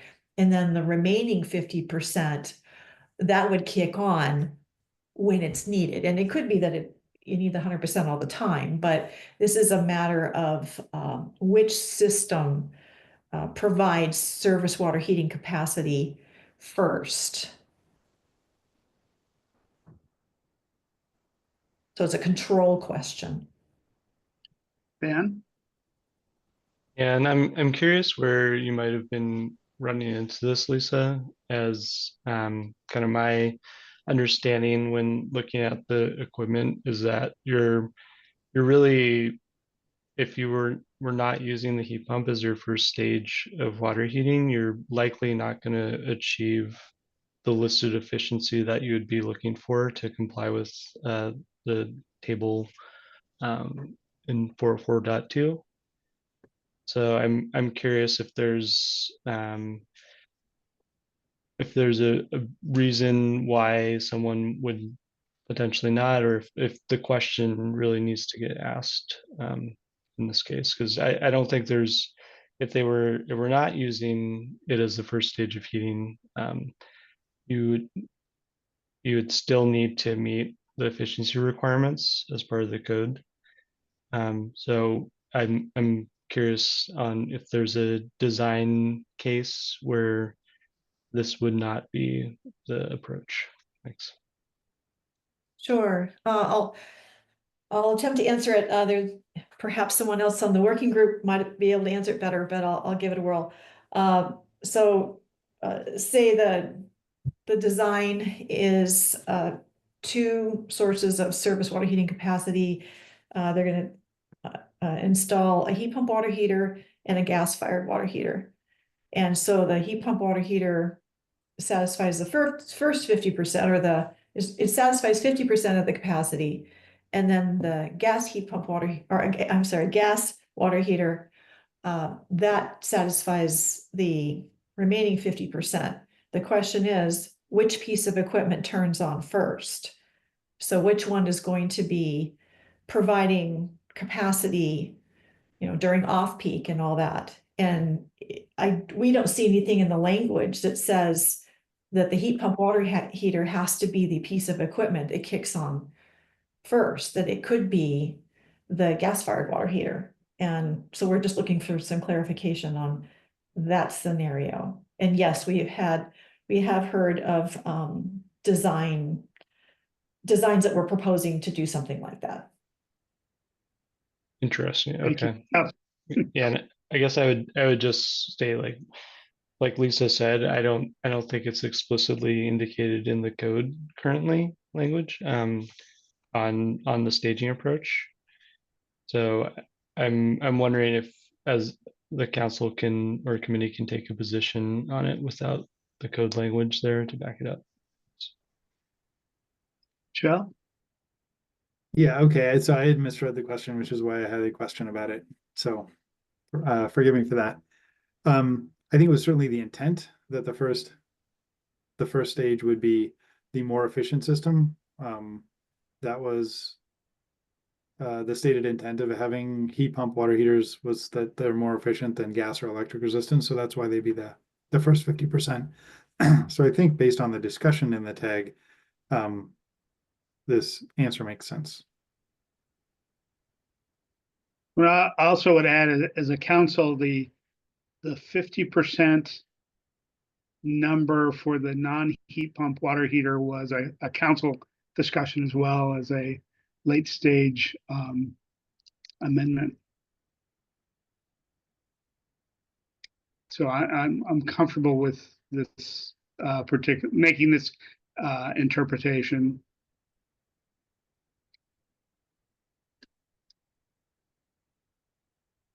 Okay, should we keep going?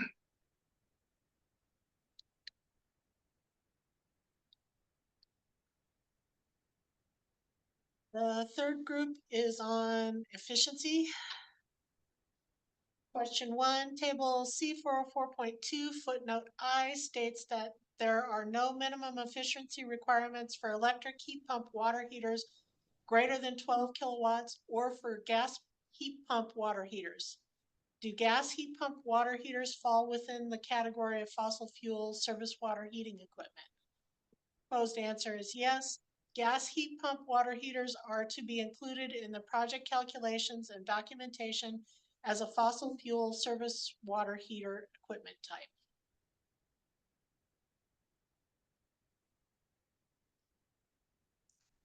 Any questions or comments on that? Lisa? Yeah, and this one we provided some technical information about this. If there's any question about what a gas heat pump water heater is.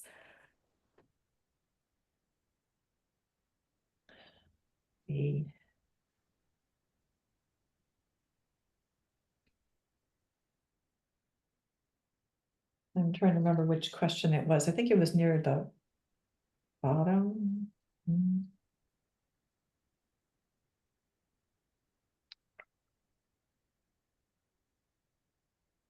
Oh, actually, it was in the technical information when we talked about hybrids.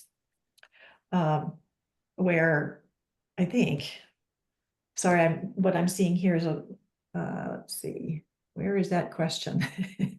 I can open up my copy as well and see if I can find where it is, which page. But the gist of it, I can explain it, is that a gas heat pump water heater, it is a combination device where it uses, actually, I'm gonna without speaking without the correct information in front of me, I'm gonna go ahead and open it up and read what we came up with, so it's clear. I'll find it. Looks like Krista's looking to. Yeah, we're both looking. It just didn't get included in this document. Let's see. My grouping didn't necessarily match. Yeah, I'm getting there. Sorry. Let's see. Where we have gas heat pump water heaters. Well, if you'd like, we can go to the other questions and I can find that supporting language to go with it. Oh, here we go. I just found it. Page. Yeah, there it is. Yep. Talks about gas heat pump water heater technology. And it uses natural gas as the primary fuel source and incorporates the absorption cycle to extract additional heat energy from the surrounding area to get higher efficiency than you would from a standard gas service water heating appliance. So it does use the heat pump cycle. However, gas is the primary fuel source. And so, we're just clarifying that that is the case. It's not, doesn't qualify, just like the hybrid heat pump water heaters. It doesn't qualify as a heat pump water heater per the intent of the code. They would still be allowed, even though there isn't a efficiency criteria for them in the code, just like there isn't an efficiency criteria for electric heat pump water heaters. So they're still allowed, but they would just have to be included in the project as a fossil fuel equipment type. Thank you, Krista.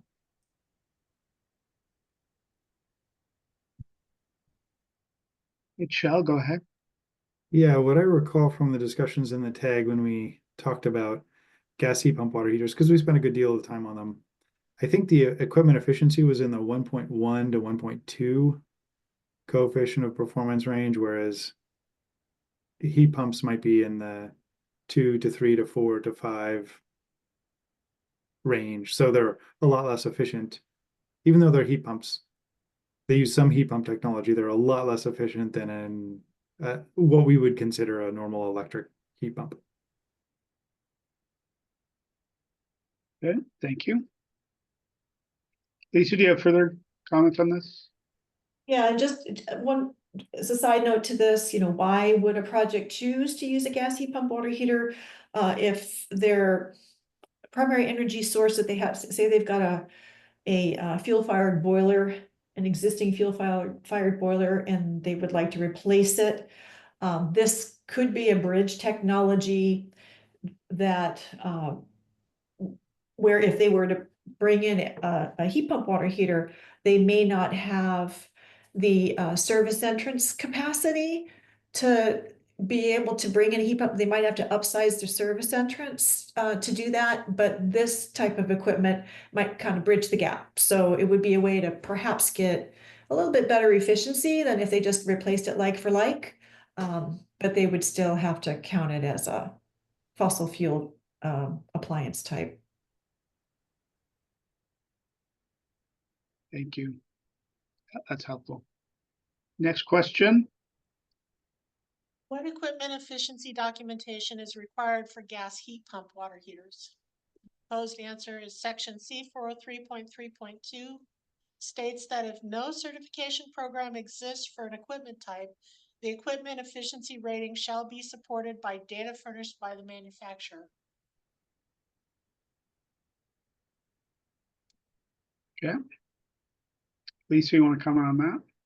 Yeah, I'll add that this response actually was at the recommendation of a jurisdiction on how they would call it. And so we thought we would just further that and capture it as an official response for other jurisdictions if they had the same question. But we've heard jurisdictions call it this way.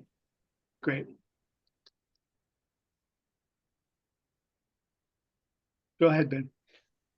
Thanks. I guess we could probably amend the answer to also indicate that C404.2 also has that same statement regarding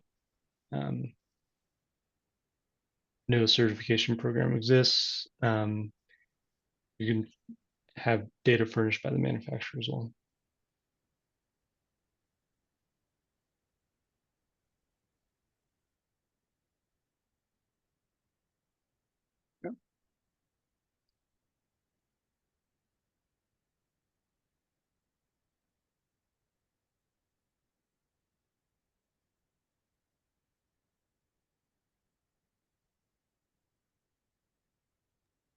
Okay, the last grouping. Oh, this isn't the last grouping. There's still one. Sorry, really quick on that one, the previous one. Sorry, Krista. Does this is already in C403.3.2. Because I'm just thinking about the other opinion that we just sent to the full council. What happens if the data from the manufacturer is no good? Is there, or does that just go into lawsuits, or, and maybe I'm conflating these two things and I shouldn't, but just. That's a good question.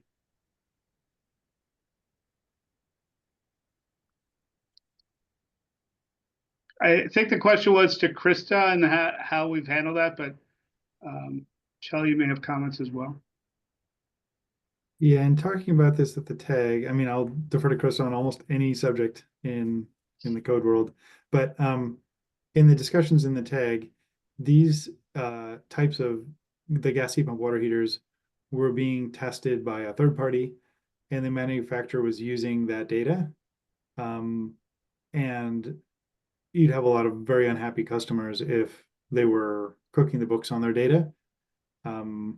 Now, who knows? Many manufacturers might, fudge a bit. Who knows?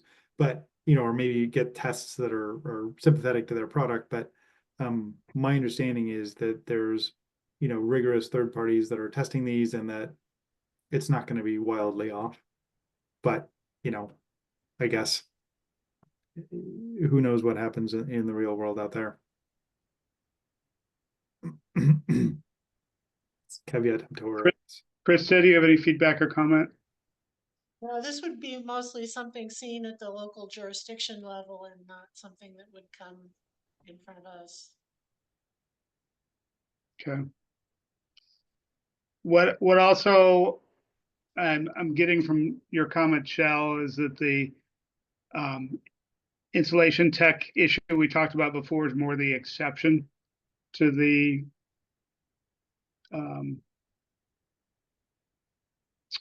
practice and the rule, where you have a product where the manufacturer's claims are being questioned.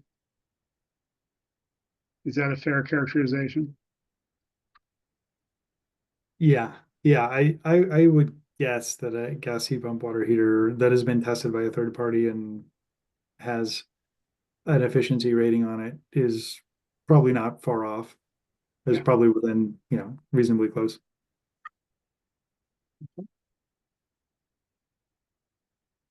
So let's keep going and see if we can get through at least this item by noon, and then we can take a break. Okay, the next grouping is on supplemental water heating.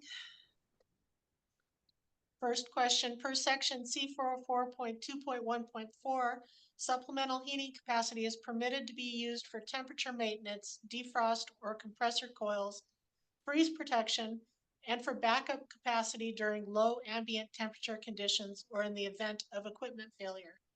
The total summed output capacity of all sources of supplemental water heating energy shall not exceed the total summed output capacity of all primary service water heating systems and equipment during peak service hot water demand.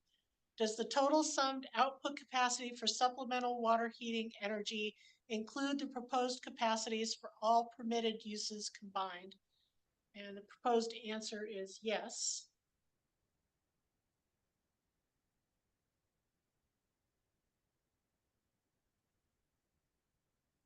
Okay, any questions on that? Not seeing any.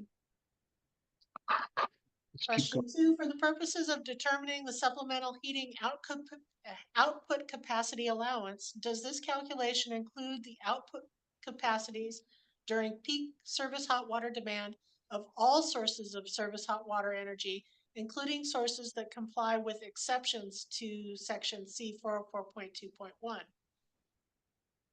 The proposed answer is no, only the output capacity of service water heating systems, equipment, and sources of waste heat energy that are subject to the requirements of C404.2.1 are included in the supplemental heating output capacity allowance calculation. Okay, any comments on that?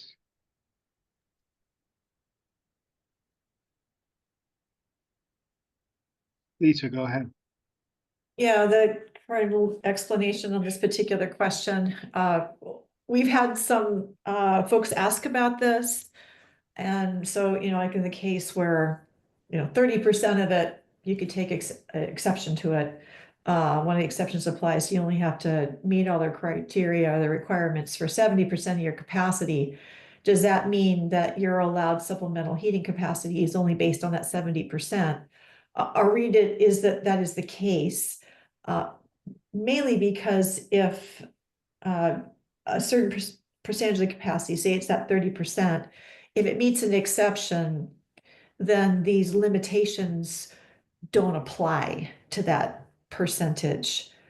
I mean, that's one way to read it. And so that's what we're proposing here, is that, again, once that capacity is taken off the table, be an exception, this limit that it can't be more than the supplemental heating capacity can't be more than the design capacity, that our understanding is that would be the case, but we're again looking to the committee for confirmation on that.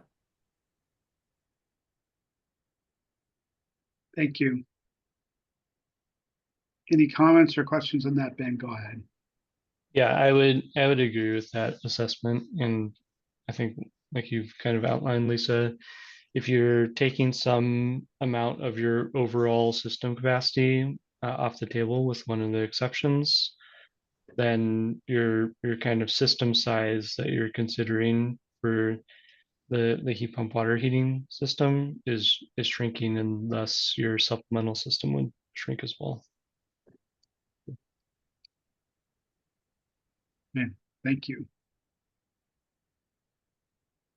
Okay, question 3, can supplemental water heating capacity be provided by fossil fuel and or electric resistant service water heating equipment without triggering the requirement to demonstrate compliance with section C401.3, the fossil fuel compliance path? The proposed answer is yes. Per section C404.2.1, supplemental service water heating equipment is permitted to use electric resistance or fossil fuel in compliance with section C404.2.1.2. Okay. Looks straightforward. Okay, next. Okay, this is on changes to your service water system in a change of occupancy, or service water mechanical systems in change of occupancy.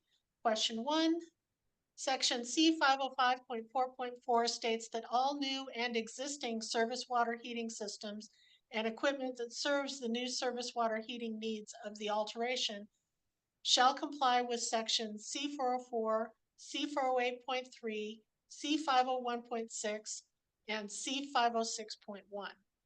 If an existing building undergoes a change of occupancy or space conditioning, and the new service hot water capacity needs of the project area will be served by existing fossil fuel or electric resistant service water heating equipment, does the alteration project have to demonstrate compliance with the C401.3 fossil fuel compliance path? The proposed answer is yes. Per sections 505.4.4 and 505.1.1, both new and existing service water heating systems serving the change of occupancy or space conditioning area shall comply with all applicable requirements in section C404 in the same manner as for a building addition. This includes demonstrating compliance with the number of additional energy credits required per table C401.3.3 if the existing to remain service water heating equipment are fossil fuel or electric resistance equipment types. Okay, Ben, go ahead. Yeah, I'm wondering if we need to clarify that the change of occupancy trigger should only be applied when it's qualified under an applicable change per C505.3, which identifies qualifying change in occupancies for like group R dwellings or changes from group F, S, or U, etc. To trigger that, and not something that would be typically less stringent change in occupancy. Oh, and Lisa? then Please go ahead. quick clerical thing. I think in the answer C505.4.4 should be C505.4.3 would be my guess, but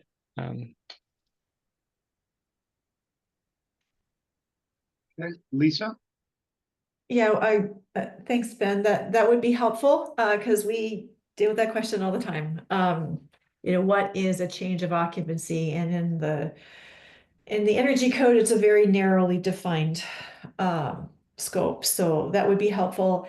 And in this particular question, it is C505.4.4 because that's for service water heating. C505.4.3 is actually for space heating. So the 0.4 is correct. In the second edition, 2021 Washington State Energy Code, 4.4 is pools. In 4.3 is service water heating systems. In the second edition, 2021 Washington State Energy Code, that could be a difference. Yes, whatever is the correct section. Might have been the addition. And that may be needed to be updated in the question as well. Yes, that's the case. So I'm assuming that that means C505.4.2 is the one for space heating. That's the next question. Correct. Yeah, that's what it looks like in the current edition. Yeah, good catch. Thank you. And then in the question 1, 2, Krista. Yeah.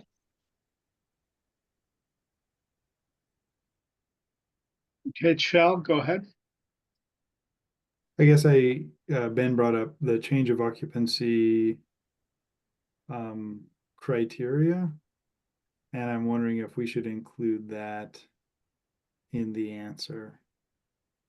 Serving the change of occupancy, you know, per section number, and I don't have the section number on the top of my head. Just to make it clear that this is, the energy code only applies to certain occupancies, changes, or only considers certain changes to be a change of occupancy.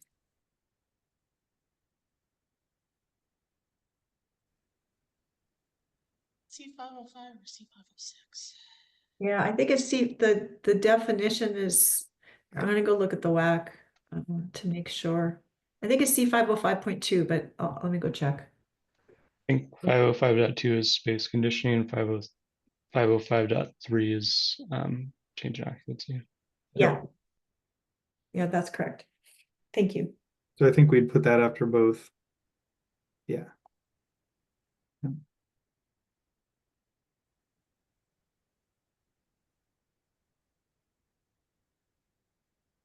With space conditioning?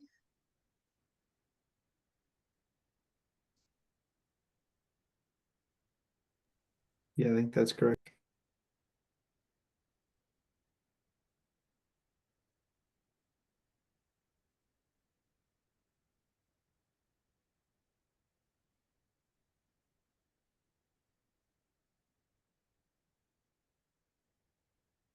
Okay.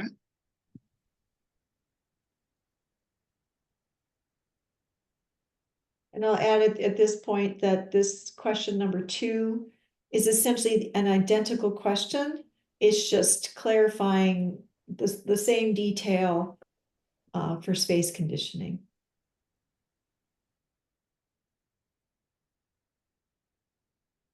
So it should also have the same references on change of occupancy. Yeah, the question doesn't go into as much, doesn't have as much explanation or detail, assuming that this applies to both, but yes.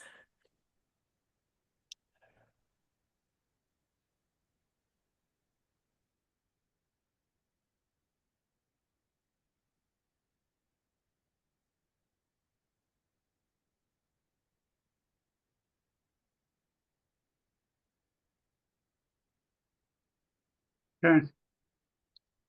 I have a threshold question before we've taken a break. It's taken this committee over an hour to walk through this particular set of interpretations. It sounds like we're close on these, and if we had time for these to have more notice and have some more review by the experts here, I think we'd be in a place to accept these as a committee. I wanted to get the opinion from staff and from our chair on whether it makes sense to table this to the next committee meeting versus send these to the full SBCC. I'm not sure if it's worth an hour plus worth of time of the full council. So Damon or staff, do you have a recommendation? I don't know what's under consideration for our next council meeting agenda.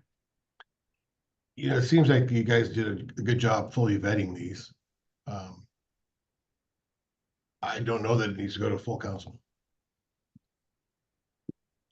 Since there are still 2 groups beyond this that we weren't able to present today, and there was limited public notice on these themselves, I'd probably lean towards tabling them and picking them up at the next special meeting. of the committee, Okay, but it's up to the committee how they want to handle it. okay. Well, I'd like that recommendation. I'd like to entertain a motion to table, and Krista, help me on categorizing this. I think this was November 3rd, A through D. Is that the table? Actually, that last D should be an E. Okay, table A through D, A through E to our next committee meeting. Ben, go ahead. Sure, I was actually going to mention that too. But yeah, I'll make a motion to table committee review of this opinion request package until the next committee meeting or special committee meeting. For a second. I'll second. Okay, seconded by Katie. Any discussion? Yeah, when did we say the next meeting may be? I don't have it scheduled yet. Yeah, we don't have a date yet. We just know we need to have one to do all the tag work, so.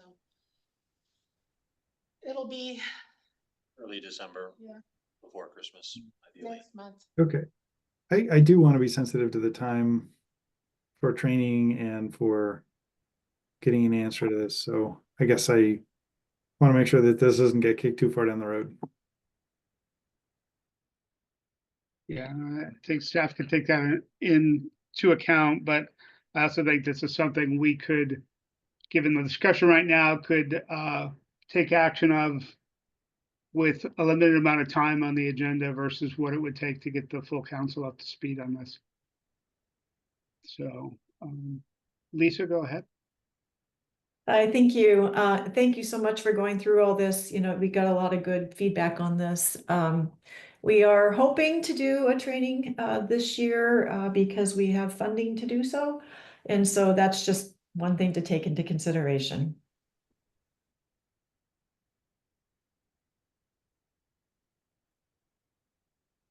Okay, we have a motion on the table, motion to table to consider. Is there any further discussion?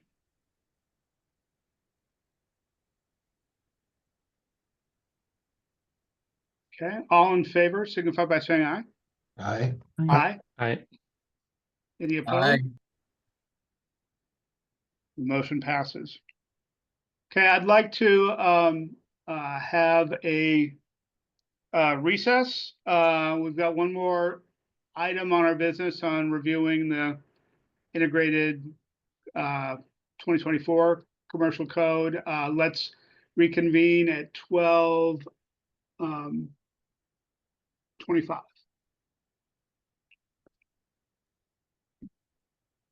Thank you.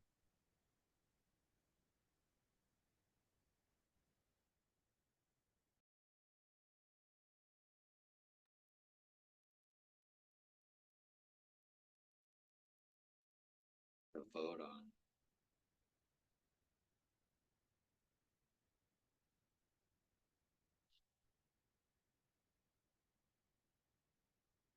Jay, you're muted.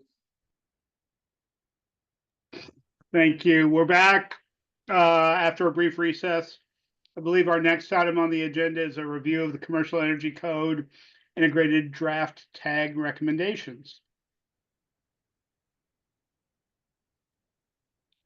You want me to start or Krista? do you Please. Tell who wants to start on this. Yeah, Chell, if you could. Okay. So the tag met sometimes and spent many hours together going through the integrated draft.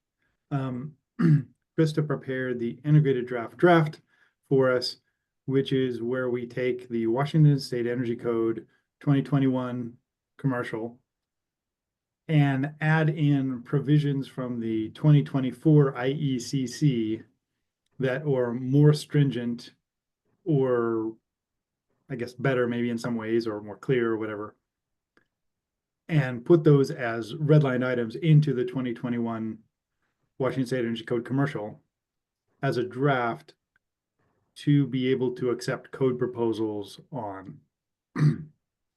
So that's the goal, to come up with an integrated draft. And of course, it's not always as clear as just which is more stringent or not, which is why the tag has to meet multiple times on that.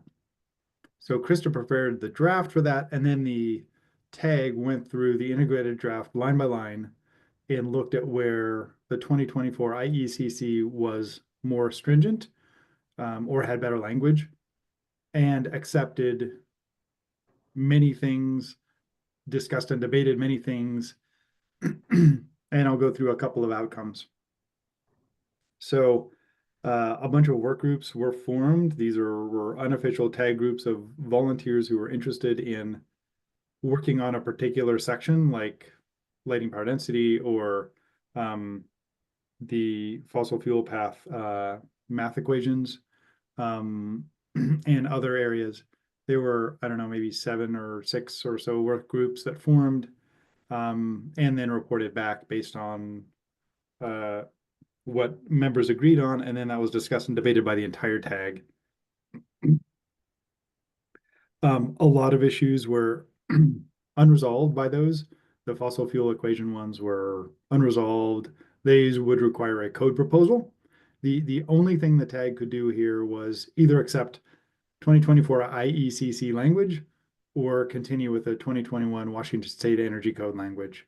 So we, with a few exceptions, so we basically were stuck with either one set of language or another set of language, and not the ability to add a definition, for example, or come up with a different number that is between them or something like that. So a lot of the work groups, or some of the work groups, came back and said, you know, we need code proposals. We can't do this based on the rules that we're working under now. So the fossil fuel equation one was one of those work groups. There was a work group on Appendix A and how insulation value is calculated, and others. So a lot of the tag members went home from the sessions thinking they need to put together code proposals for this.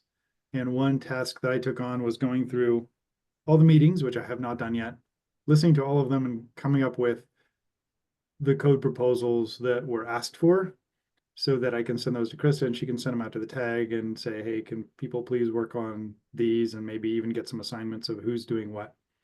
And we have some of that already, but we wanted to do that more comprehensively. And I think there's, I don't know, 10 or 20 code proposals that might come out based on that.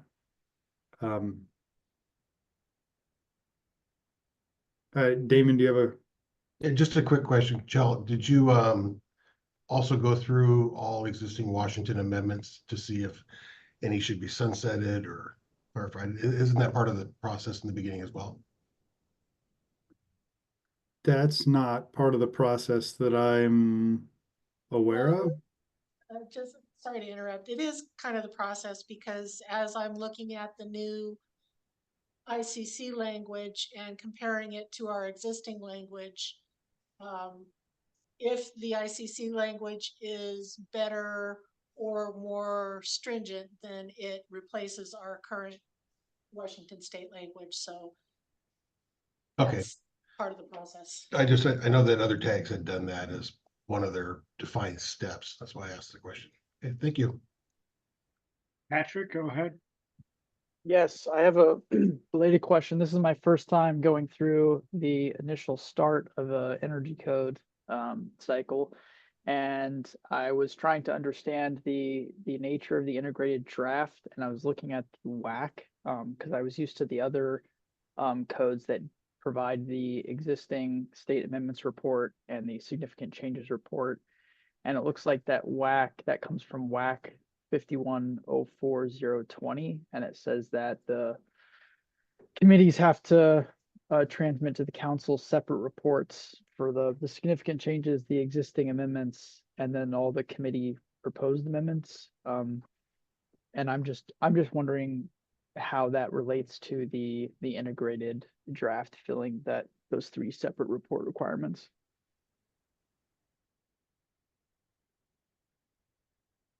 Staff, you want to respond to that?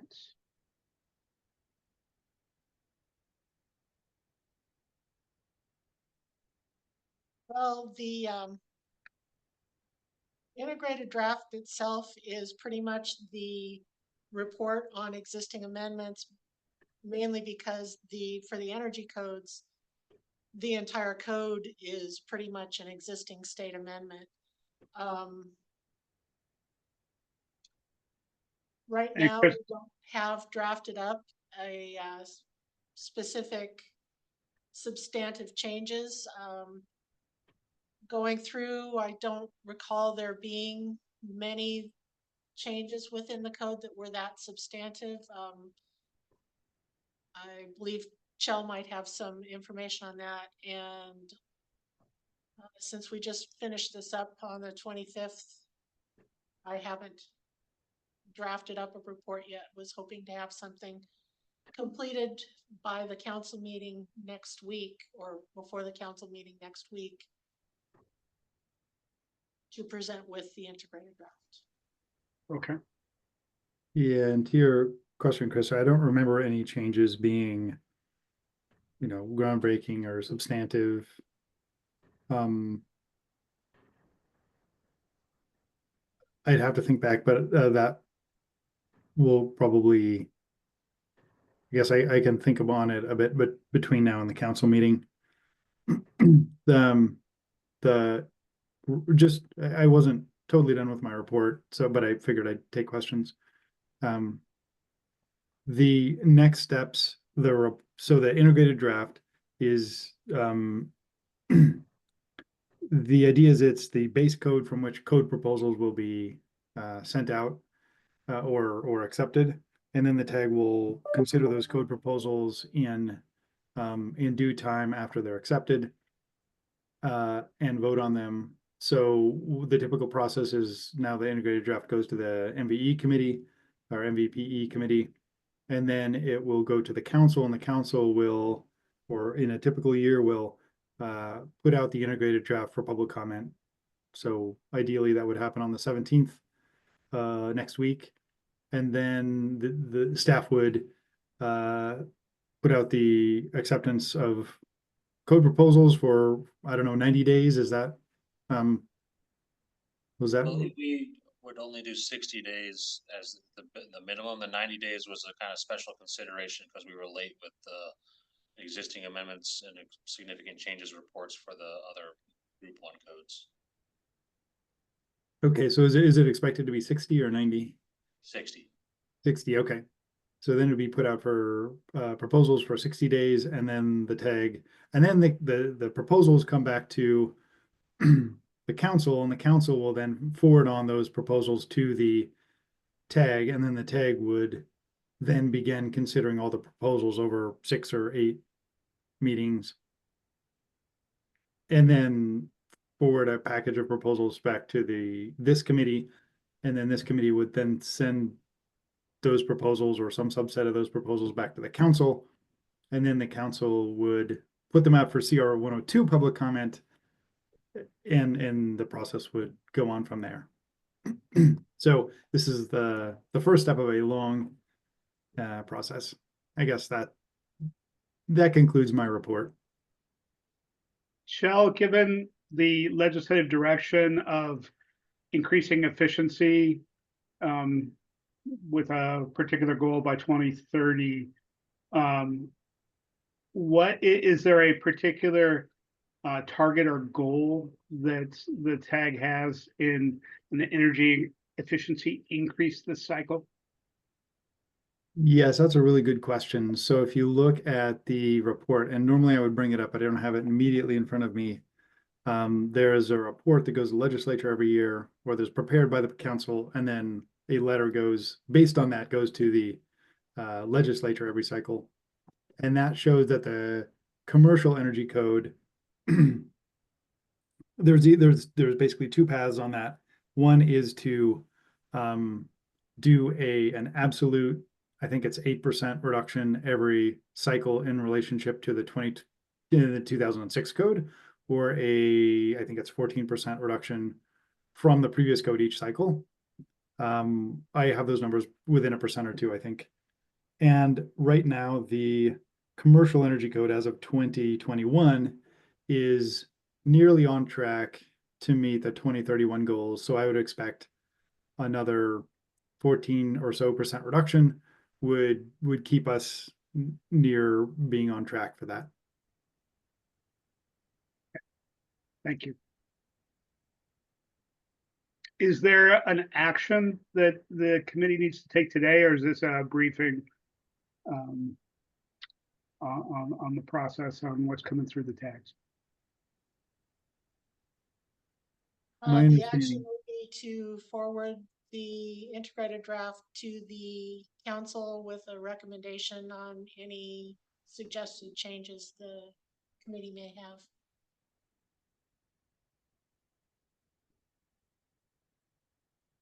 Okay, are there any questions or comments on the integrated draft or Shell's report? Ben, go ahead.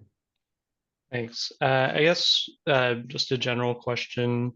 I wasn't able to attend all the tag meetings in their duration, but I'm curious if there are any sections where the tag had recommended not including or modifying model code language, or if there's any specific sections that could be pointed out where, like was stated earlier, the model code language has superseded the previous state amendments.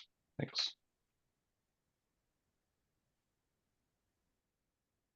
Shell, you want please go ahead and respond.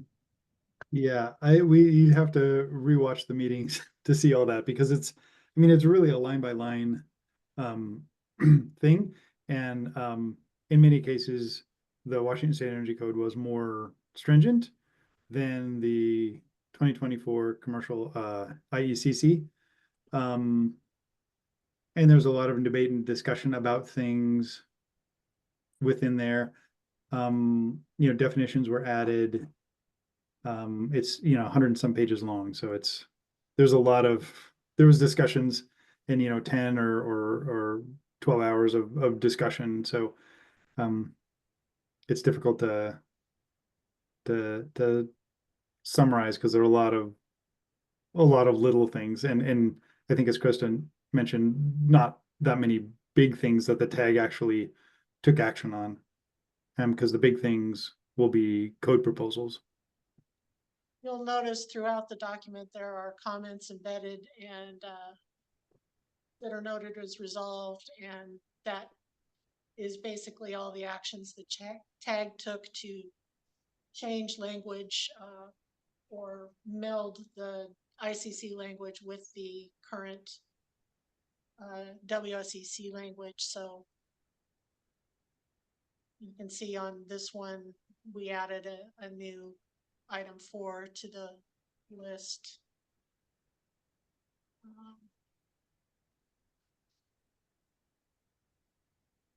If you are sharing something, Krista, we're not seeing it.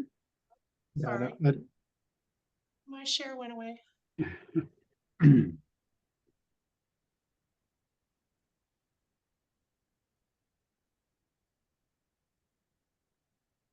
Okay, we can see it now. You'll see there's little comment boxes, and if you click on them,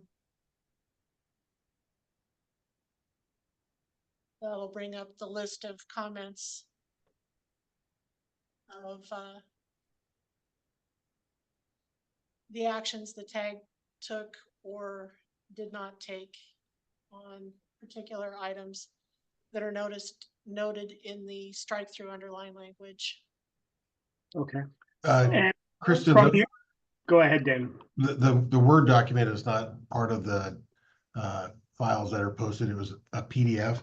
However, the PDF does display the comments to the right-hand side.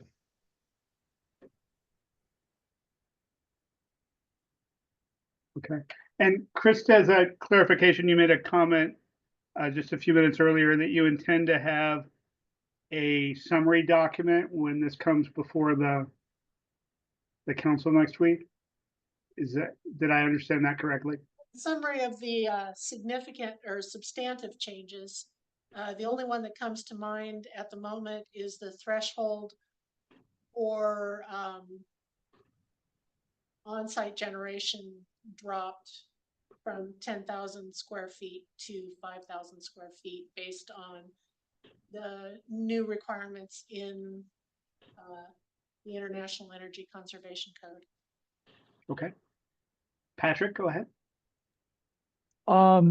Yeah, I guess I have the first question is, will the summary include the existing state amendments to the prior model code that are proposed to be modified or eliminated? Looking at the draft, while it combines everything, it's not, at least it's not clear to me what came from the model code or what came from the prior code. And just looking to see where that information can be gleaned from it, looking at the WAC.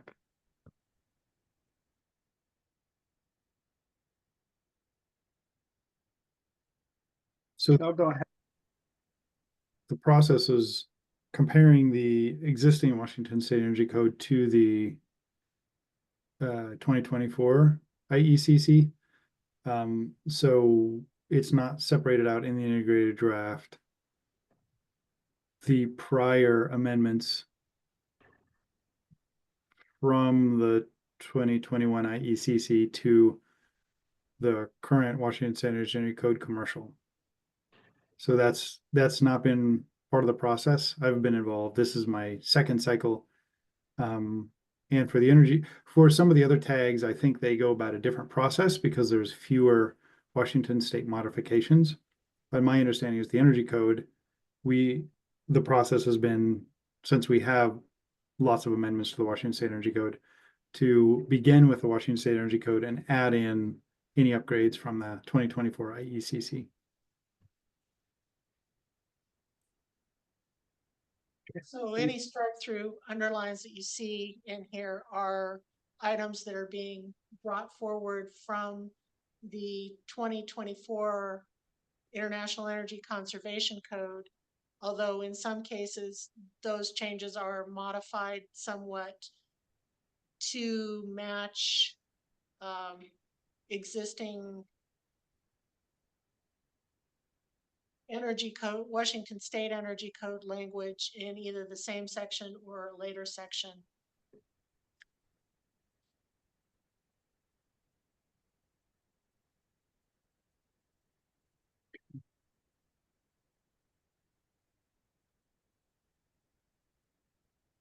And so the struck out language you see would be where existing Washington State amendments are being removed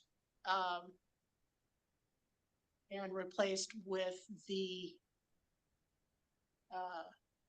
ICC language, like humidistat was deleted because of a new ICC definition of humidistatic controls that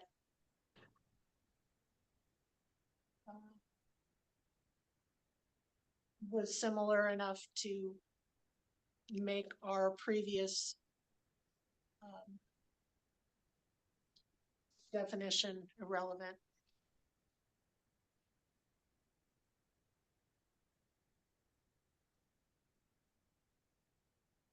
Thank you.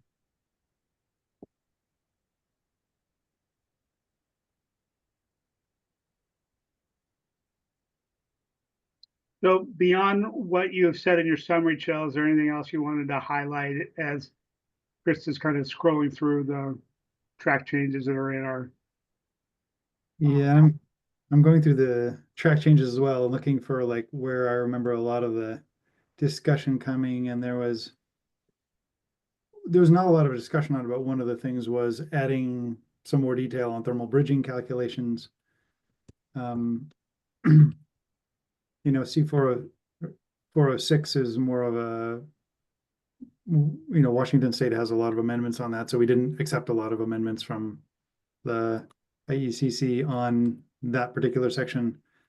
As Chris mentioned, there's a couple of changes in the renewable energy section, including the addition of an exception to that.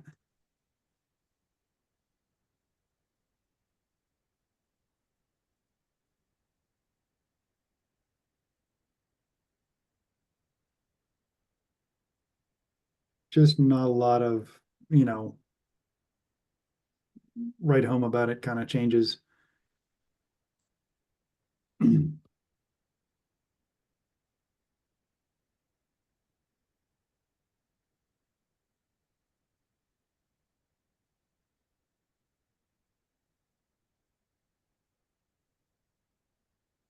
Well, I certainly didn't see anything as in my review of there that said this is something that I wanted to bring up for the committee to look at or change or make a recommendation on. Did anybody else have any particular areas that they wanted to focus in on?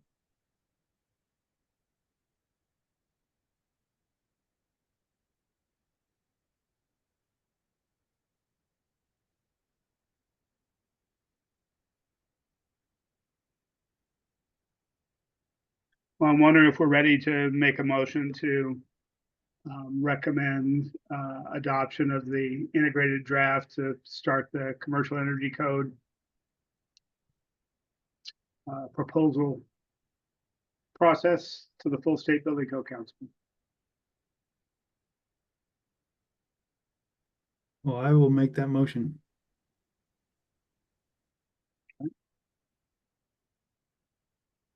Is there a second? One second. Okay. Seconded by Katie. Is there any discussion?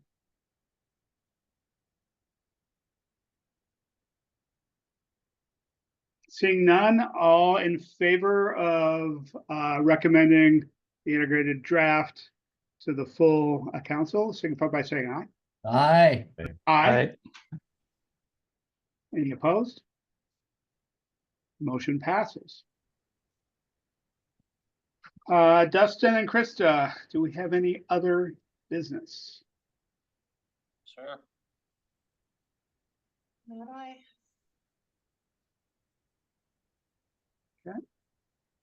Ben, go ahead. Thanks.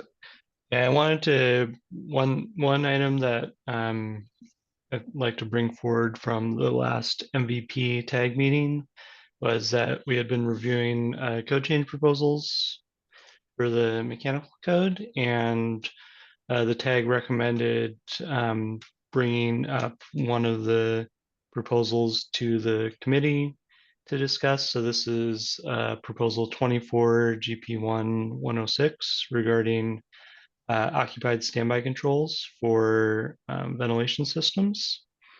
And I guess the summary of the tag discussion in my recollection is that the tag there wasn't a, the change was based on providing a compliance pathway to allow for some different ventilation controls in expectation of subsequent changes in the energy code, or within the same code cycle at least. So with the integrated draft that we do have and we just reviewed in the last item, those changes are included from the model code language. So I would recommend that we either review it back at the tag level, but I just wanted to clarify that we're bringing it up to the committee, and the committee could take action to either direct the tag to recommend incorporating that code change, or otherwise reviewing a means of supporting the change that's happening in the energy code or is in the integrated draft to support that. So I guess I just wanted to bring it up. It looks like it's part of the integrated draft now. So I think at the next MVP tag meeting, I would feel that would be sufficient to means for the tag to review and potentially recommend adopting that code change proposal. So I don't know if there's necessarily any committee action we need to take now. But I don't know if there's any other discussion that others have for this item. Thanks.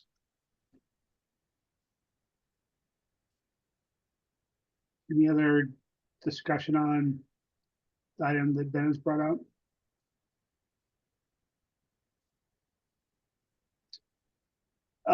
Generally, Ben, I would say this committee, we've got the power to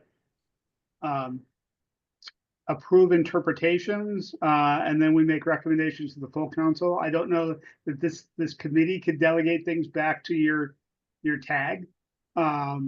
We could make a recommendation to the full council on something, but it sounds like maybe if the full council ends up approving the integrated draft, that would give you what you needed anyway.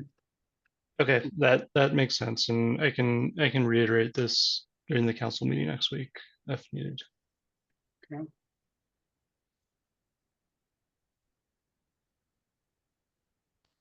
Sounds fine. Any other business before the MVPE committee?